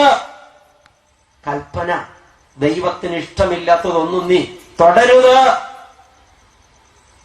എന്നാൽ ഞാൻ നിങ്ങളെ കൈക്കൊണ്ട് നിങ്ങൾ എനിക്ക് പിതാവും, ഞാൻ നിങ്ങൾക്ക് പിതാവും, നിങ്ങൾ എനിക്ക് പുത്രന്മാരും പുത്രിമാരുമായിരിക്കും. ഹല്ലേലൂയ.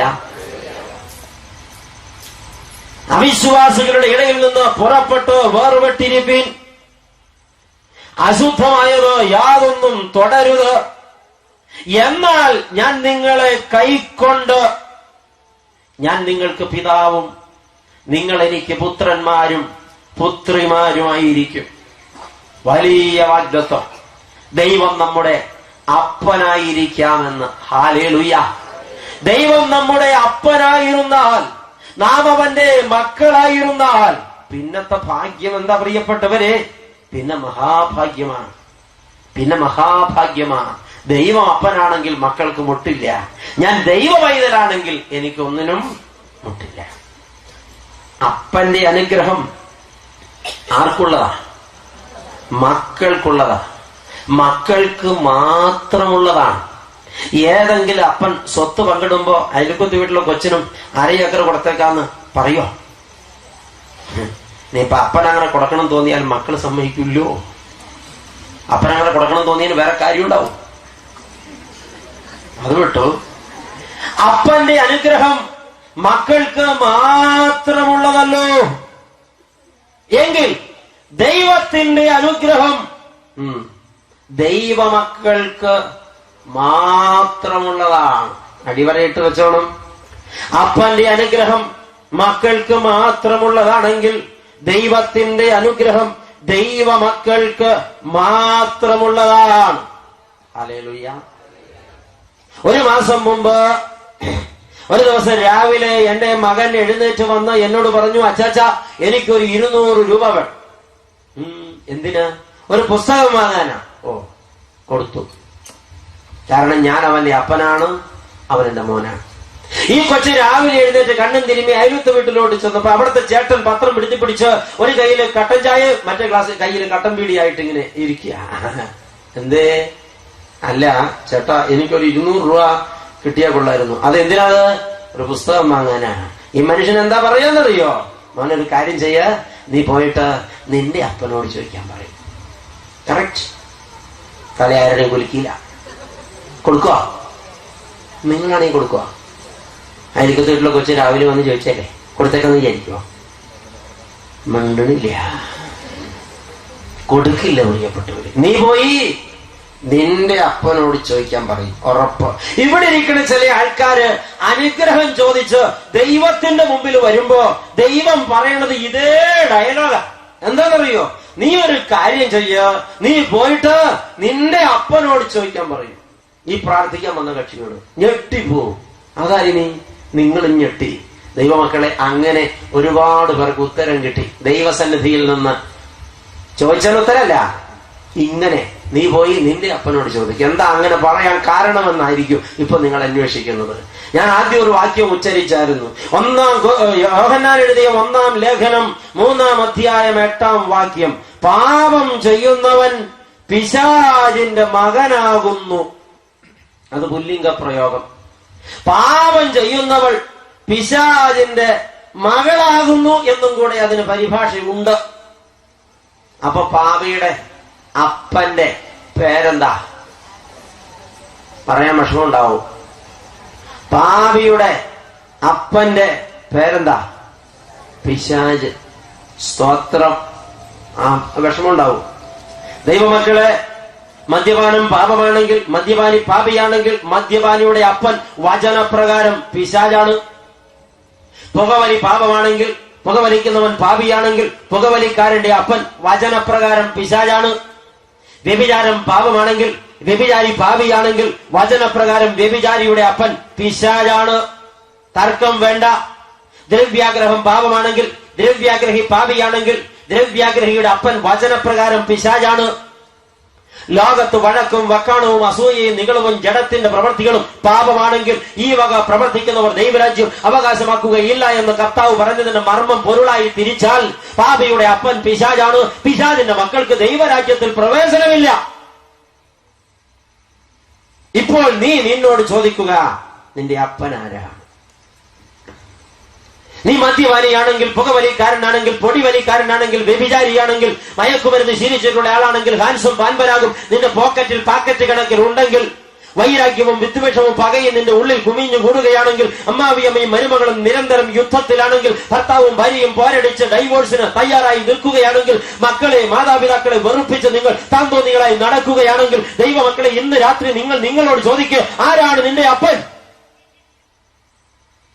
പാപം ചെയ്യുന്നവൻ പിശാചിന്റെ മകനാണ്. ഈ പാവി അപ്പൻ പിശാചായിരിക്കുന്നിടത്തോളം ദൈവത്തോട് അനുഗ്രഹം ചോദിക്കണ്ട, കിട്ടില്ല. ഇവിടെ ഒരുപാട് പേർക്ക് പരാതിയുണ്ട്. അയ്യോ, ഞാൻ ഈ പ്രാർത്ഥന മുഴുവൻ പ്രാർത്ഥിച്ചിട്ട് എന്തേ ദൈവം മിണ്ടാത്തത്? ഉത്തരം വളരെ കറക്റ്റാണ്. നീ ദൈവ പൈതലല്ല. അപ്പന്റെ അനുഗ്രഹം മക്കൾക്കുള്ളതാണ്. ദൈവത്തിന്റെ അനുഗ്രഹം ദൈവ മക്കൾക്ക് മാത്രമുള്ളതാണ്. ഒരു പാപിക്കത് കൊടുക്കില്ല. അതുകൊണ്ടാണ് നിന്റെ ചോദ്യത്തിന് ദൈവം ഉത്തരം തരാത്തത്. നീ മദ്യപാനം നിർത്താതെ, നീ പുകവലി നിർത്താതെ, നീ വ്യഭിചാരം നിർത്താതെ, നിന്റെ തോന്നിവാസം നിർത്താതെ, പിണങ്ങിയവരോട് ഇണങ്ങാതെ, ഭർത്താവിനോടും ഭർത്തൃ വീട്ടുകാരോടുമുള്ള നിന്റെ വൈരാഗ്യത്തിന് അറുതി വരാതെ, ഭാര്യയോടും ഭാര്യ വീട്ടുകാരോടുമുള്ള നിന്റെ വൈരാഗ്യത്തിന് അറുതി വരാതെ, നീ പരസ്പരം മത്സരിച്ചും പോരടിച്ചും പിണങ്ങിയും കഴിയുന്നവരോട് ഇണങ്ങാതെ, നീ ദൈവം മുമ്പാകെ അനുഗ്രഹം പ്രാപിക്കാൻ എന്തുകൊണ്ട് വന്ന് വഴിപാട് വെച്ചാലും കർത്താവ് പൊട്ടനല്ല, അവൻ മിണ്ടില്ല. ശക്തമായ വാക്ക്. അപ്പന്റെ അനുഗ്രഹം മക്കൾക്കുള്ളതാണ്. ഹല്ലേലൂയ. നീ ദൈവത്തിന്റെ മകനാണെങ്കിൽ, മകളാണെങ്കിൽ, നിന്റെ ജീവിതത്തിലെ ഏത് സംഗതിക്കും ഈ ദൈവം ഉത്തരം തരും. ചോദിക്കുമ്പോ തന്നെ അല്ല, ചോദിക്കും മുമ്പ്. ദൈവ പൈതലല്ലാത്തിടത്തോളം, കളങ്കം നിന്നിൽ കിടക്കുന്നിടത്തോളം, നീ അയോഗ്യതപ്പെട്ടിരിക്കുവോളം നീ കരയും. ദൈവം നിന്നെ മൈൻഡ് ചെയ്യില്ല. കുഴപ്പം നിന്റേതാണ്. പലരും പറയാറുണ്ട്, അച്ഛാ ഈ വീടിന്റെ സ്ഥാനം ശരിയല്ല, വീടിന്റെ ഇരിപ്പ് ശരിയല്ല, പ്ലാൻ തെറ്റിപ്പോയി, ഈ സ്ഥലത്തിനെന്തോ കുഴപ്പമുണ്ട്, ഇവിടെ എന്തോ തകരാറുണ്ട്, സമയത്തിന്റെ ദോഷമാണ്. ദൈവമക്കളെ, ഇതൊന്നുമല്ല, ദോഷം നിന്റേതാണ്. ആമേ, നിന്റേത് മാത്രം. സ്ഥലത്തിന് കുഴപ്പമില്ല, സ്ഥാനത്തിന് കുഴപ്പമില്ല, വീടിന്റെ പ്ലാനിന് കുഴപ്പമില്ല, ഇരിപ്പിന് കുഴപ്പമില്ല, സമയത്തിനും കുഴപ്പമില്ല, നിന്റെ കുഴപ്പം. അതാ നിന്റെ മുഴുവൻ പ്രശ്നങ്ങളുടെയും പിന്നിൽ. നീ അത് തിരിച്ചറിയാതെ ഈ ദൈവത്തെ വെല്ലുവിളിക്കുന്നത് ഇന്ന് രാത്രി മതിയാക്ക്. നീ ഇന്ന് വരെ മാനസാന്തരപ്പെട്ടിട്ടില്ലല്ലോ. ഇന്നലെ ഒരു അമ്മച്ചി പൊട്ടിക്കരഞ്ഞോണ്ട് ചോദിച്ചു, അച്ഛാ എന്റെ ഒറ്റ പുത്രൻ, അവൻ ജോലിക്കാരനാ, അവൻ പെൻഷൻ പറ്റുക, അടുത്ത ഞായറാഴ്ച പെൻഷൻ പറ്റലിന്റെ ഫംഗ്ഷൻ വീട്ടിൽ വെച്ച് നടത്തുക, കൂട്ടുകാരും കുടുംബക്കാരും ഒക്കെ വരുമെന്ന് പറഞ്ഞിട്ടുണ്ട്. അച്ഛ ഒരു വീട് പുതുക്കി പണിത് അന്ന് രാവിലെ കൂദാശ ചെയ്ത് അച്ഛനെ കൊണ്ടുവന്ന് കുരിശ് വരപ്പിച്ചിട്ട് ഉച്ച കഴിഞ്ഞ് കൂട്ടുകാരെ കൂട്ടി ഈ വീട്ടിൽ വെച്ച് മദ്യം വിളമ്പാന്റെ അവന്റെ പ്ലാൻ. അച്ഛ ഞാൻ എന്ത് ചെയ്യും? രാവിലെ അച്ഛൻ കൂദാശ ചെയ്തു, ഉച്ച കഴിഞ്ഞ് കൂട്ടുകാരോടുകൂടി മദ്യം കുടിച്ച് ഇതിനെ മദ്യശാലയാക്കി മാറ്റും. ഞാൻ എന്ത് ചെയ്യണം അച്ഛോ? അച്ഛൻ പറ. ഒരമ്മ. ഞാൻ അമ്മയോട് പറഞ്ഞു, മോന്റെ ആഘോഷം നടന്നേ പറ്റുള്ളൂ, ആ അടിയന്തിരം കഴിഞ്ഞിട്ട് വീട് കൂദാശ ചെയ്താൽ മതി. അങ്ങനെ തന്നെ പറഞ്ഞു. അടിയന്തരം കഴിഞ്ഞിട്ട് വീട് കൂദാശ ചെയ്താൽ മതി. നീ ദൈവത്തെ പരിഹസിക്കരുത്, അതിനൊരു അറുതി വേണം. മുമ്പ് അച്ഛനത് പറഞ്ഞിട്ടുണ്ട്. പല ആൾക്കാരും ദൈവം ചെയ്ത കൃപയാൽ വീട് പണിതിട്ട് ആ വീട് കൂദാശ ചെയ്ത് അച്ഛനെ ഇറക്കി വിട്ടിട്ട് അപ്പോ തുടങ്ങും മദ്യം വിളമ്പാൻ. ആയുസിൽ ആ വീട്ടിൽ സമാധാനം നീ അനുഭവിക്കില്ല. അത് നിന്റെ കുറ്റമാ.